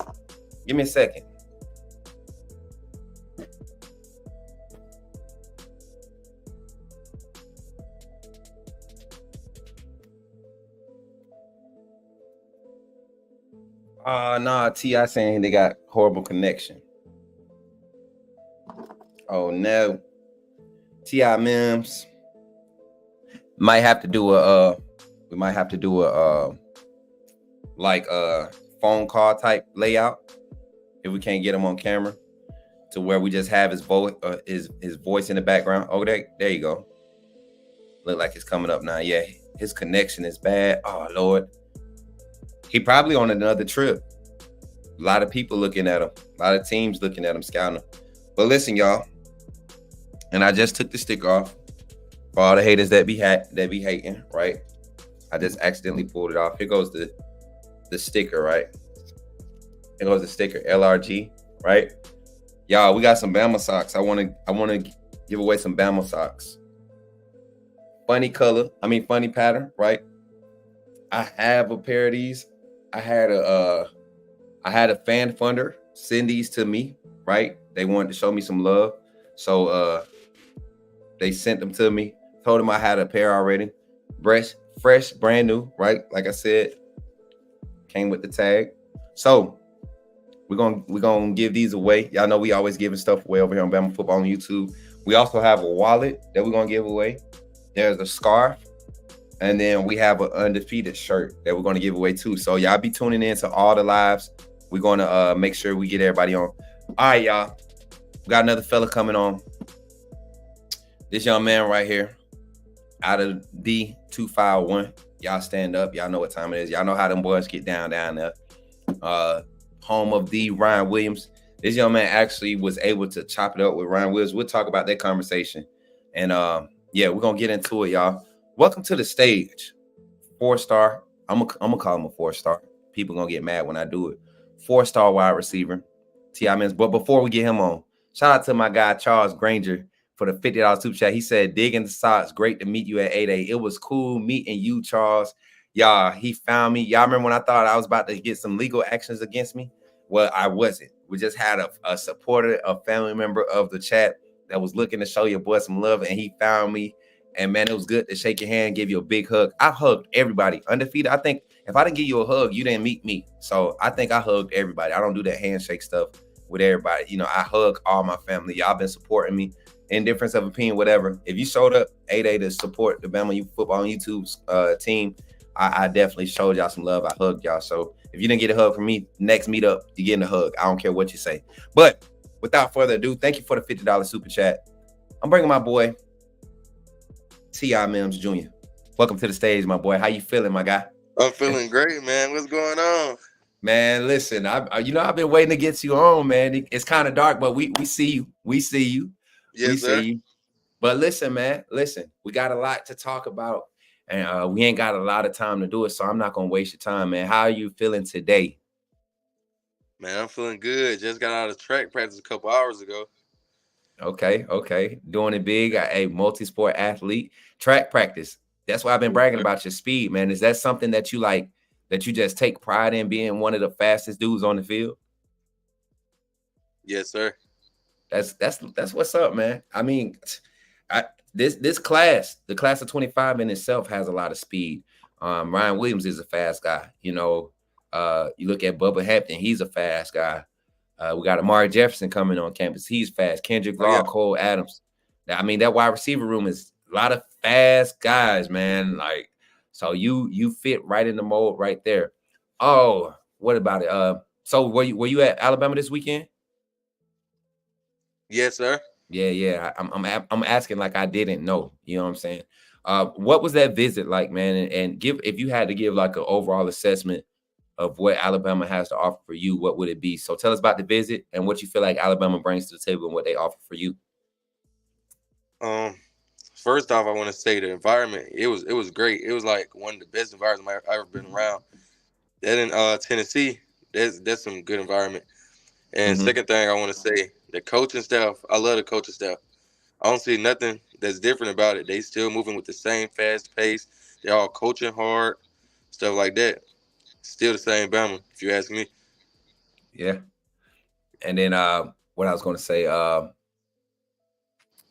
what does Alabama have to offer for you? Like, as far as what your goals and your aspirations are at the next level?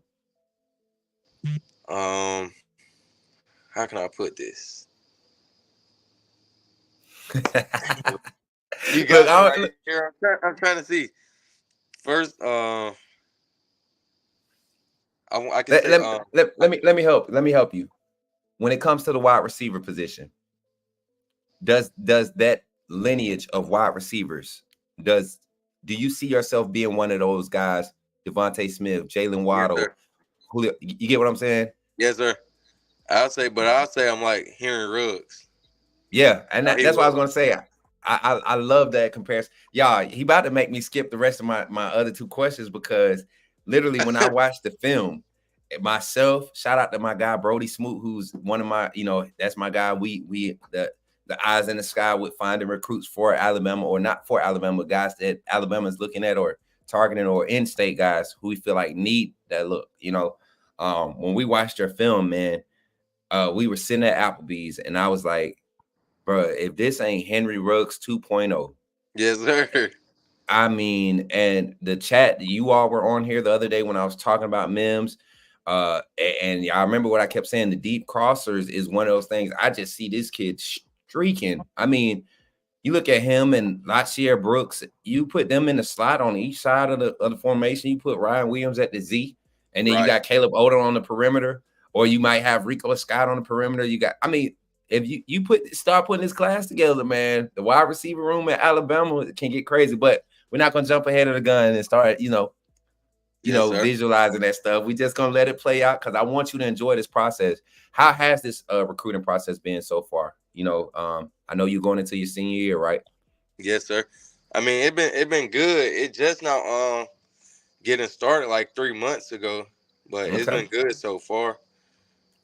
And so Alabama's not late on the train, is it? No, sir. Okay, good. I was about to say I'm gonna have to go up to Malmore and talk to some of them tomorrow and be like, hey, what was y'all antennas when, you know what I'm saying? But yes, sir. But it's good to have that backing with and that report to know that you had some interaction with the previous staff, correct? Yes, sir, I have. And then to come to this new staff, a lot of questions that people had would this staff be able to recruit in the South? And if somebody asks you that, is this staff, can they capture attention of a lot of the in-state talent? Something that we want to do. What would you say? Uh-oh, we got signal issues. You good? Yes, sir, I'm good. Okay. I mean, I think they could. Like, I'm trying to think how I could put this. What did they say to catch your attention? This new staff. What did they do, or what did they say to catch your attention? First off, they told me that I was gonna need to come to camp. Mm-hmm. To come out and camp out. That caught my attention. So I'm starting to think it's, you know what I'm saying, gonna get the offer. And I feel like I just think I can play at Bama. I feel like I can play at Bama. Ain't no feel like. I'm telling you right now, when we turn this film on, 100% of the chat, I'm willing to bet. Undefeated. Y'all know me. I stand 10 toes down. You know what I'm saying? Like, I be standing on bit. When I say this young man can play at the University of Alabama, not only can he play, he might be one of the surprises that you're like, why haven't we been on this young man? I'm gonna pull this graphic up right here, kind of give his layout of what he's bringing to the table with his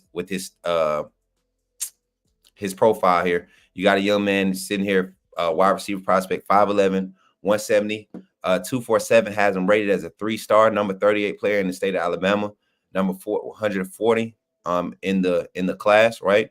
Like I said, out of Mobile, class of 25. I honestly think we have found a gem. We have found a gem with keeping him on the roster as far as a target for this next phase and what this staff wants to do. And I think they have high aspirations for what they want to do with him and what he brings to the table.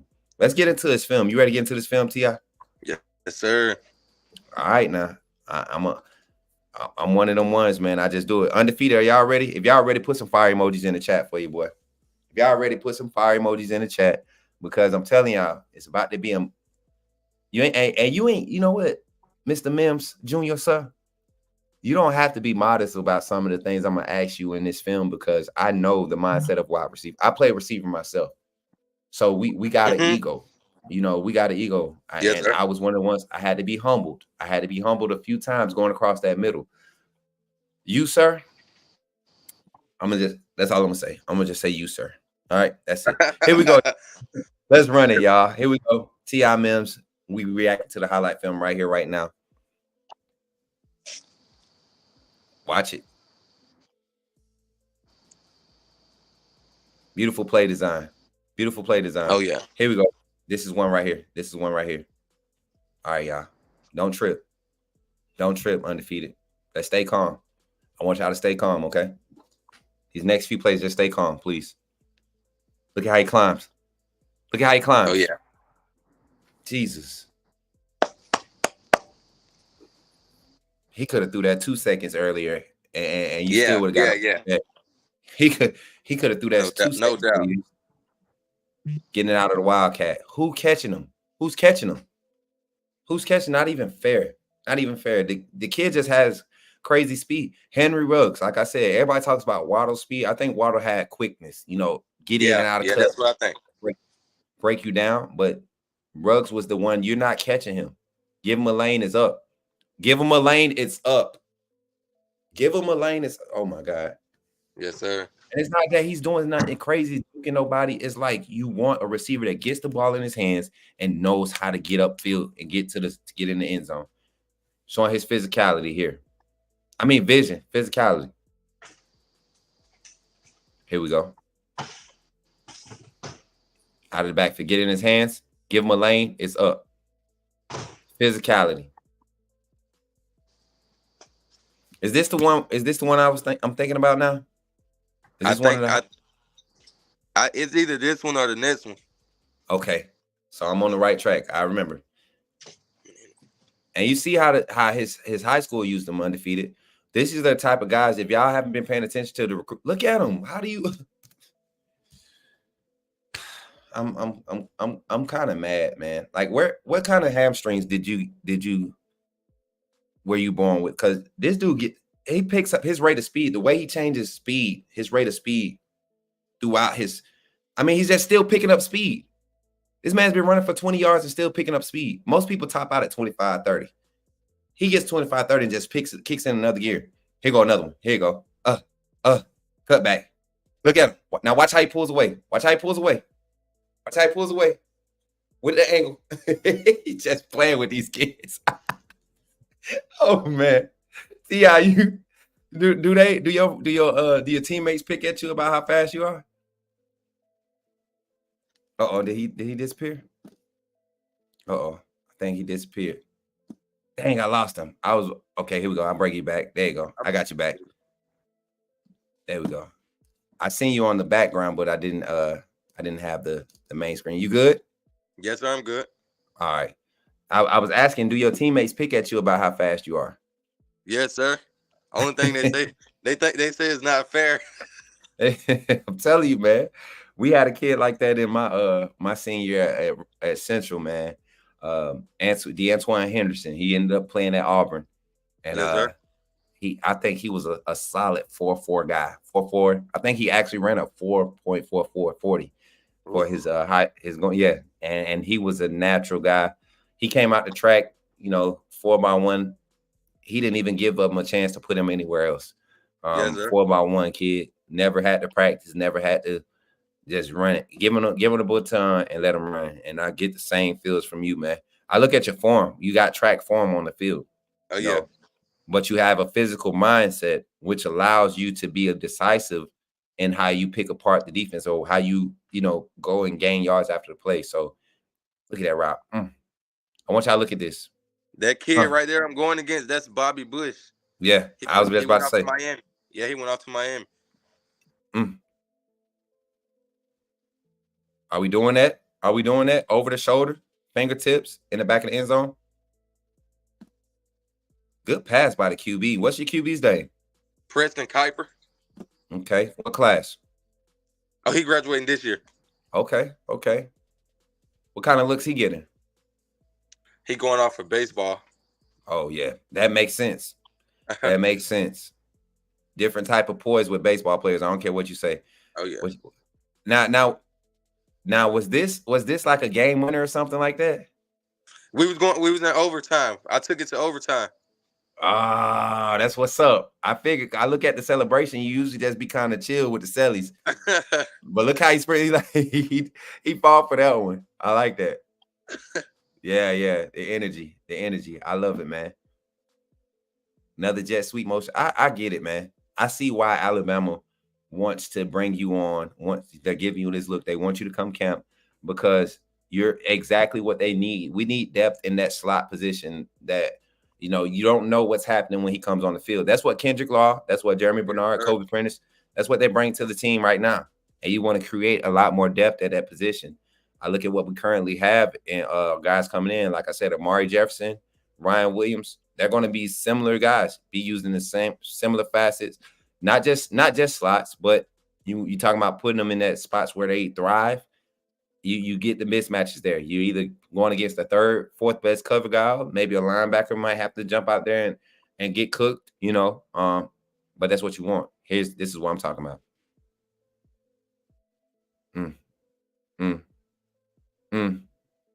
Yes, sir. Yeah. He thought he had it. He thought he had it. He thought he had me. He said, "Oh yeah, this is the angle. This is the angle." You can hear. He almost grabbed your towel, though. I'll give him credit. He almost got it. Look, he almost got the towel. He was one of the two. He thought he had something. Man, listen, Speed Demon, undefeated. I told y'all know I don't lie. Y'all know I don't do all the sunshine pumping. Y'all know I don't do all the sunshine pumping, all of that. I'm a realist. When I say speed, and I got to go back and look at the comments. I don't get to see the comments while I'm looking at it. But let me see. Adam says he has serious talent. 7th gear. Yeah, you only got 6 speeds on the road. This boy got the 7th speed. You know what I'm saying? A 7th gear. Everybody's flash. Dude is fast. Like I said, undefeated. Run it up. I want stars. We got solid 4-star. Auntie Janet love you. She loves speed. Auntie Janet is a speed demon. This woman right here, she has history in not recruiting but evaluating track talent, right? And she loves the speed. I want to say this. I would love to see more of those post corner clips that you cook boy up with. I would love to see that in your next highlight film. You being a range, and you know you can't control what your offense runs. They see they have a talent. They want to use it to the best of to their advantage. So they want to get the ball in your hands quick. So I see the decisiveness in the short game. First phase, jet sweep. Third phase is also double move. Is also there. I want to see some of the traditional stuff. So we're going to be looking at your profiles. We're going to be looking at your Twitter, everything for highlights. I know you're going to be camping crazy. You running 7-on-7 this summer? Yes, sir. I got OT7 in 2 weeks. Where at? I think it's in Texas. Cinco. I might be flying down to Texas, my boy. So California Power. I got a lot of players on California Power that I follow, and they want it. For some reason, everybody wants Coach Smook at Texas. I don't know why. I guess that the Texas turnout is always big because I know Dak. Huh? I said you should come out, Coach. Look, I'm telling you, man. I really want to find a team that I could run with. You know what I'm saying? That I could just kind of tag along with and kind of, you know what I'm saying? So, and y'all making it hard because all y'all spread out. You know what? I need to, and I don't care about putting this out. Maybe somebody will want to partner with me and do it. But what if Coach Smook was to put together a in-state 7-on-7 team, super team of all the in-state talent, get all of the 7-on-7 coaches that want to build a bigger brand for the in-state talent in Alabama? Because a lot of our boys are playing for 7-on-7 teams that are outsourced or out of state. They're based out of state. I can just imagine what we could do with the state of Alabama. What you think? I think we'll win every tournament if you ask me. I keep telling folks the state of Alabama doing some things. The labs that's being built up in this state, for real. And I mean, look, speed alone at the least. You just getting all this praise, man. Hunter Ray, another guy I respect. I mean, talk football with him. 4-star, eventually a 5-star. Does that star rating really matter to you? I don't ask a lot of kids that, but does that really matter? No, sir. I feel you on that, man. I would say this. Don't let it matter, but use it for motivation. Yes, sir. Did you get to talk to Duke Johnson while you was here this past weekend? No, sir, I haven't. Listen, that's another 4-star kid. If they don't stop disrespecting my boys, they gonna get somebody hurt on that field, mess with him, not giving him that 5th star. He's one of those kids that, just like you, the film doesn't lie. It doesn't lie. You get what I'm saying? So somebody said, Luke Phillips said 3-star slot position, jet sweep slants. And that's the only way he's showcasing right now. That's where he scored on plays. I'm pretty sure he has film. I've seen it. I've seen film where he's cooking guys 2nd and 3rd phase, getting to the top of the route, sinking his hips, coming out. I want you all to see it. I want them to be able to see it. So, and I know he has a plan. He has a plan. T.I., what, if you don't mind, show the people what your senior year goals are as far as You can do stats, you can do offers, you can do, you know, the type of player you're trying to present as what you're bringing to the table as a player. What are the 25 goals? What are the senior year goals? 25 goals this year. I want Bama as an offer. I'm telling y'all now, if I get the offer, I'm gonna commit. I want to take my team to. I want to win state. I want to win state. What else? And I want to win Mr. Football. For Sid say Mr. Football. Listen, period. Listen, hey, undefeated. Y'all already know how we feel when we get these type of recruits on here. Ain't no shame in our game. Understand, when I showed clips of your film last week, everybody in this chat, we need him. We need to get him. So to know that your heart is there, can't wait for the announcement. And honestly, I'm gonna put you on the spot here. I'm gonna ask you humbly, when that day comes, can we be the family that releases it to the world? Can Yes, sir. Yes, sir. Yes, sir. Hey, look, and this, y'all know nephew. Y'all remember when Duke did the same thing? Daryl Johnson, and he told me, he texted me literally 20 minutes before he was about to make the announcement. Luke Metz did the same thing. And you guys are the type of recruits that we've been waiting to have back at Bama.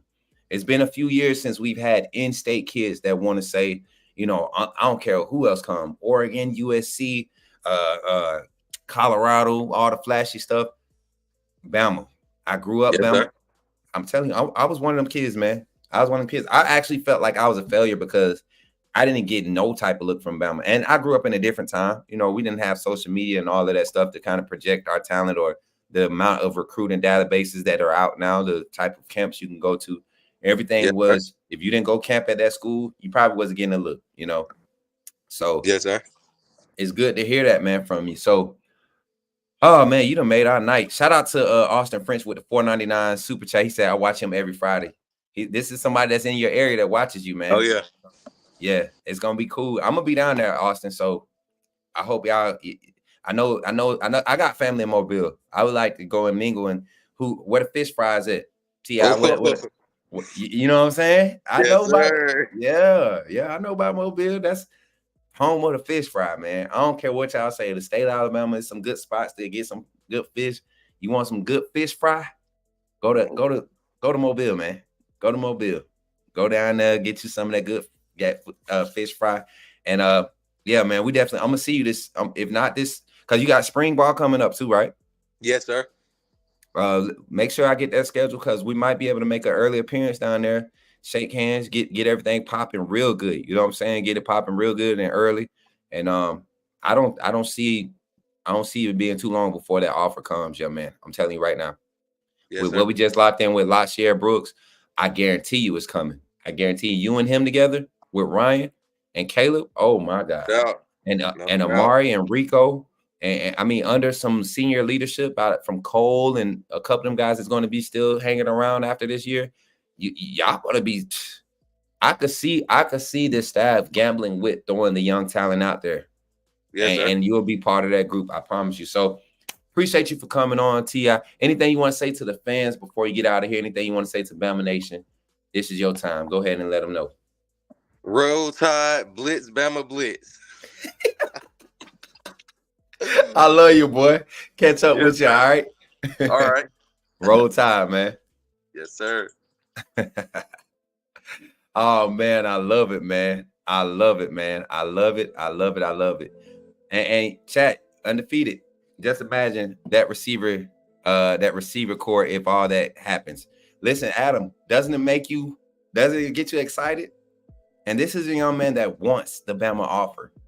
These are the type of players that we're getting back on our recruiting board. These are the type of guys that we're bringing on board we're saying like, hey, they're passionate about not just playing football, but they want to be at Bama. Malachi Moore, like energy. Deontay Lawson, Tyler Booker, commitment, energy. In this day and age is to me is the epitome. That's what you want from all this young talent. We have a lot of young talent, y'all. A lot of young talent. So yeah. Where there's smoke, there's fire. Hey, listen, I'm telling y'all, I just try to do what I can, man. Send this to the staff, Smoot. Hey, I already tagged the staff. when Courtney Morgan told me you the one tagged me in all these recruit videos, I knew we was doing our job undefeated. Y'all were doing y'all job. I was doing my job. And Mims, I don't even think he needed my help. That young man was going to get a look from Bama regardless if I found him or not. He is that type of talent. Oh, man. Listen, much love, y'all. Hey, it ain't just me. Listen, Brody, the smooth way in the building. That's my brother right there, man. The smooth way in the building. Look, he texting already. I love it. Hey, Mims, you just found a solid. You and AJ found a solid place in my heart, man. Shout out to you and your family, man. We didn't even get into talks about, the fam, because his fam is supportive, solid fam, solid support system. And that's what I'm seeing about a lot of these kids, man. They're all, in this day and age, you have a lot more kids who focus on their surroundings. And this staff, I feel like they do personality checks and all of this stuff, because I haven't ran into a recruit that I feel like would do anything detrimental to mess up their opportunities. In the past, you couldn't really get that insight of that. A lot of recruits that got that exposure didn't handle it well. Well, a lot of these recruits that we're targeting, they're upstanding young men. That's something that you want to see. So, yeah, y'all still, some of y'all are from a little bit behind. Adam, there's no way he's a 3-star in my mind. I'm just saying, we need kids who want to be at Bama. Facts. Trap, you've been saying that in a lot of segments when it came to talking about kids that's either portaling in or thinking about committing.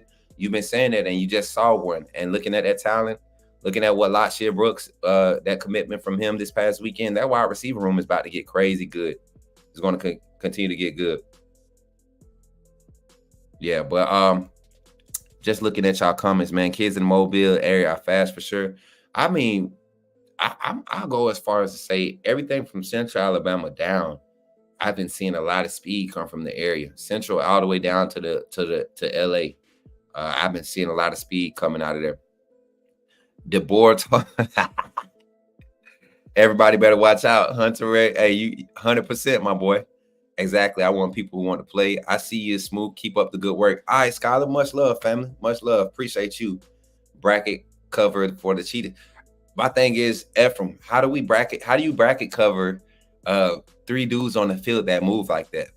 Ryan Williams, Lachia Brooks, T.I. Mims, and then have to go and account for Caleb Odom, who might be split, or you might have a formation where you just have a 12 personnel where you got Brooks and Mims, or Williams and Mims, right? And I'm just saying his name because he was on tonight. Imagine Williams and Mims, twins, right?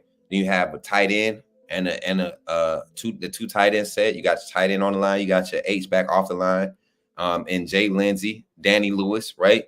And then out of the backfield, you got the likes of Justice Haynes, Jan Miller, or next year probably won't be Jan Miller, Justice Haynes, Daniel Hill, Kevin Riley, Turbo. Like, you get to pick from all those running backs, right? Come on, man. And then if those 2 aren't out there, you got instead of Ryan Williams and Mims, you got Brooks. You got Cole Adams, who's going to be a senior guy. You got Zymir Smith, who might be on the offensive side. You got Amari Jefferson, who'll be in his second year. Rico Scott, who'll be in his second year. Like, this class is going to get nasty. You might have a Caleb Cunningham join this group.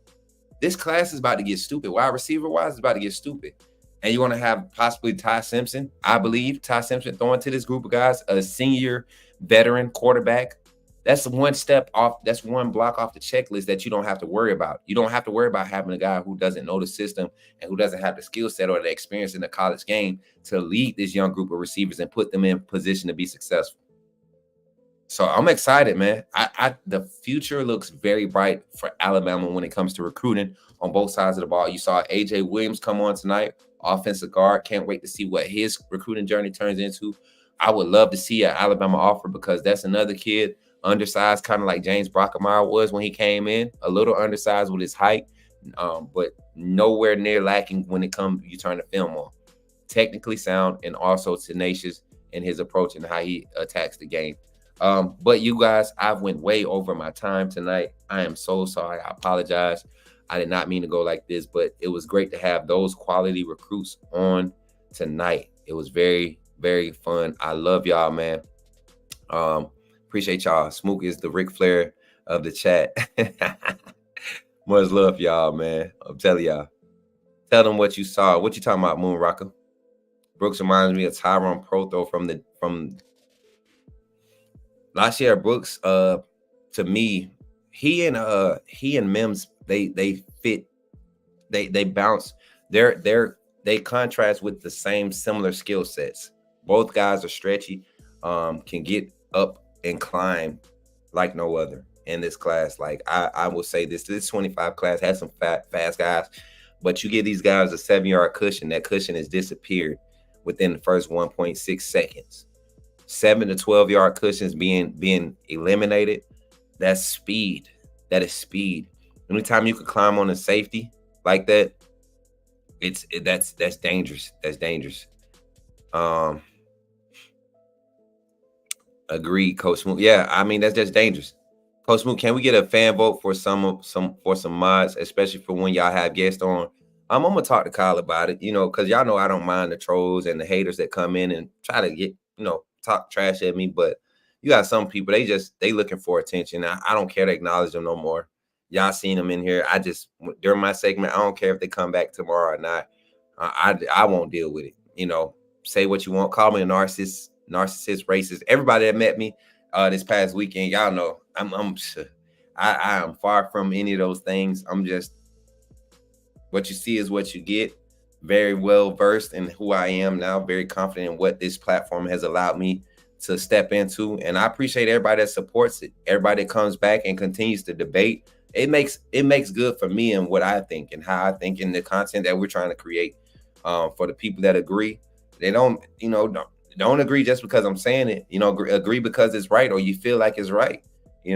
I've done it so many times, y'all, where I've been to debates and discussions about college football, but Bama football in general, and I've gone into the conversation thinking one thing and came out understanding another. So there's nothing wrong with that. There's nothing wrong with that. And like I mess with Adam all the time, I think he had to see it to believe it. I think he had to see it to believe it. He wasn't privileged to go to practices and scrimmages like I was. So I can understand why he still had his doubts in Milroe. And I still have things that I said Milroe need to work on too. All the quarterbacks have things that they need to work on, but they all have progressed. And I think we were cheated out of seeing Austin Mack's progression. I will say that Austin Mack, what he displayed in A-Day was not what I had seen in the second scrimmage or even the first scrimmage, So I think everywhere, the wide receivers, the amount of drops we had on A-Day, I don't remember seeing that many drops in some of the segments I got to see at practice. So that was pretty. It was a spring game though. It was a spring game. We didn't get to see the defense get let loose. We didn't get to see a lot of things. It was a spring game. I think it was a successful spring game, and you have a great base to evaluate guys. And now we get to come in the fall with a general, idea of what the depth chart is supposed to look like and what it's going to entail. And that's all you can ask for. But for tomorrow, let me see if we got a schedule up for tomorrow real quick, y'all. As a matter of fact, I'll check it on this computer.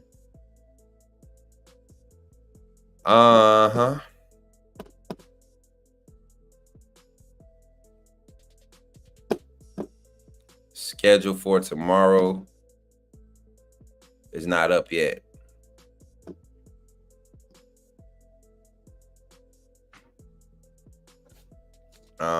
Doesn't look like we have a schedule up yet. So be checking the socials. Y'all know usually Kyle jumps on at 9. He's been going live a little bit earlier to kind of let the numbers build up. So we'll build on that. But tomorrow in the morning, we will go in with some more A-Day reaction, but also there will be some type of news. There will be some announcements. I guarantee you by the time I get on that, we'll be able to discuss. So Undefeated, y'all keep track of it. Take notes, do whatever. I'll be doing my notes on the back end. And as always, y'all know y'all can go and check your boy out at Coach Smook on all platforms, right? Go check your boy out on all platforms at Coach Smook. We're getting active. We're growing. Thank you for all the followers that came over to my channel here on YouTube. We're now at 1,100 followers. I would have never imagined ever seeing that many followers, and to know that this is only the beginning. That's a great opportunity and a great feel to have. And then Twitter, Twitter is definitely growing. Twitter is like the main spot right now. Instagram, we're working on it. Facebook, don't too much care to grow it. Snapchat, if you want to see the fun that I have, you want to see my day-to-day life, clips of it. I'm always riding in my car. I'm always eating. I'm always playing music. And when we outside, y'all get to see clips of that. It's always a good time. You probably would have seen me and my sister Ebony hanging out. Noah Carter's mom. We hung out this past weekend. Got to, talk. She got to see me talk football with a former Bama player, right? And he even gave me my respects, right? I'm not gonna say his name. He had an idea of what he thought was happening, and then I was able to show him some receipts. You know what I'm saying? Coach Smook always keep the receipts of a lot of that process during the Saban transition, and he was like, "Oh, so you connected? I thought I was connected." And I was like, "Hey, we got juice around here at Bama Football on YouTube, man. Check us out." So hopefully he tuned in tonight, and if he did, shouts out to him. If he didn't, we'll see. We'll see. Brianna, hey, Brianna, come on through here. Pop your stuff. Keep talking about them Boomer Sooners. Keep Caden Proctor news. Nope. On the 18th. I know for a fact that he's coming back to Bama. So I believe he won't waste any time making an announcement. I know there's conversations that are going to be had, or if they haven't already been had.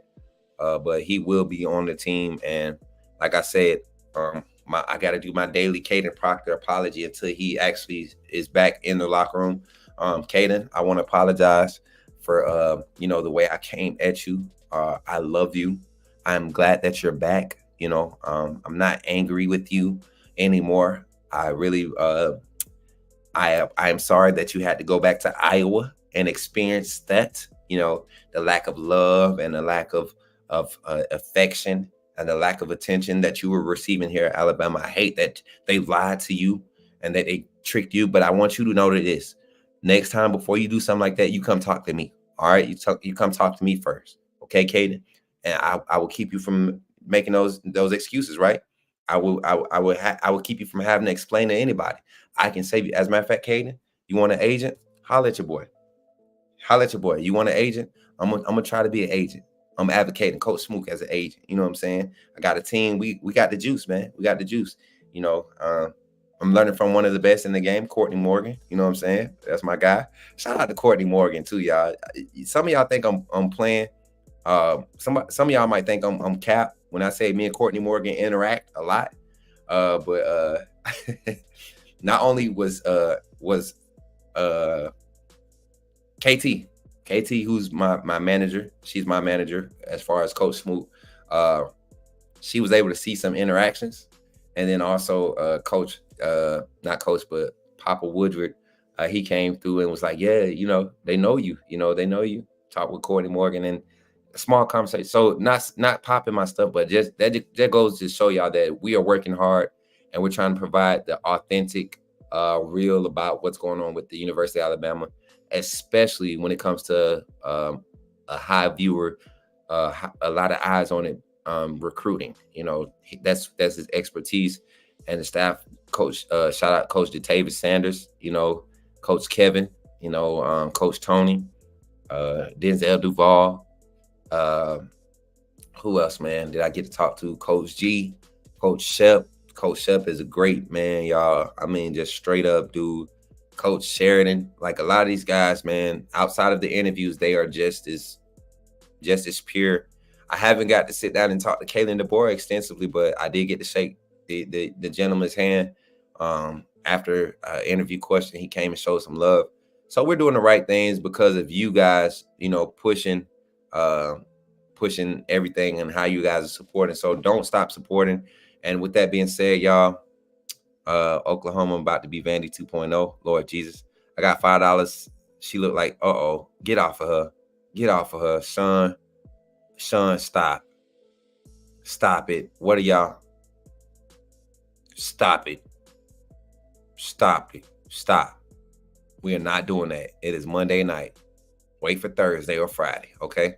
Brianna, I'm gonna tell you like this, baby. I'm trying to help you. No, I'm not gonna come for you. But be careful. Be very careful. This chat is different. When I say different, just be careful.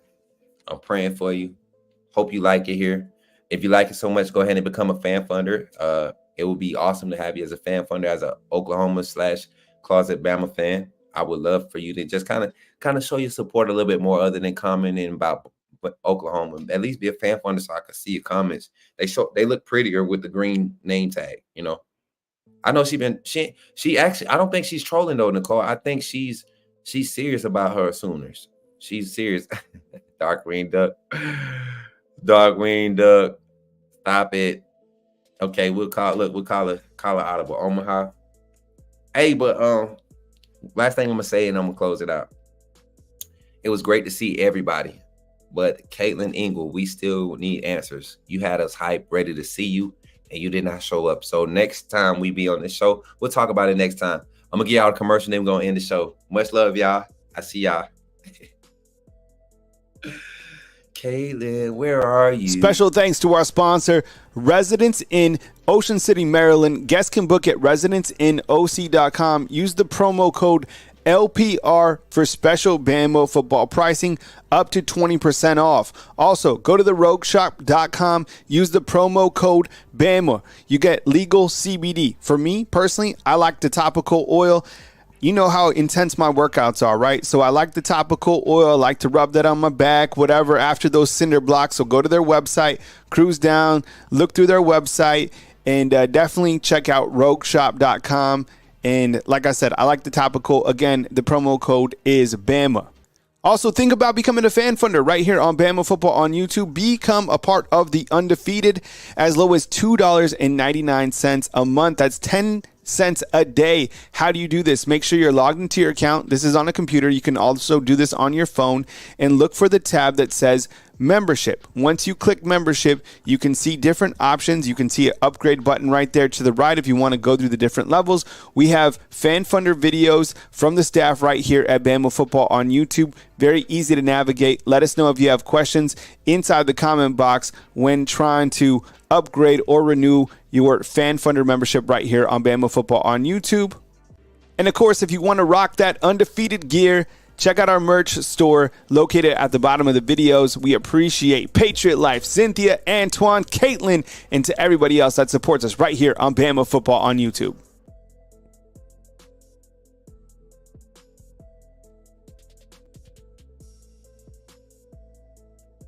Good night, Bama Nation. Good night. I'm not doing this with y'all. I'm not. Nope. I am not going to be. Nope. I'm not a part of it. Not a part of it. Not going to do that. Good night. See y'all in the morning. Roll Tide.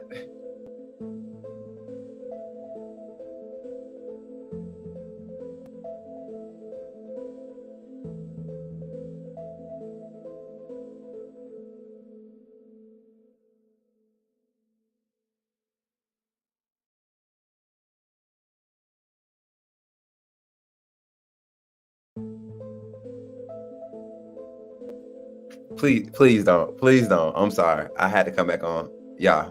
Brianna, Bree, Miss B, please come back. If you come back tomorrow, please don't come back with that energy. Please. I beg you. Please. I want to get through my segment tomorrow. Okay. I want to be able to get through my segment. If you come back, just come back before or after my segment. Just please. I'm begging you. Okay. I'm begging you. I'm glad you're here. I appreciate the viewership, but please help me, help you, help me get through my segment. Help me. Thank you, and God bless. Y'all have a good night. I'm out.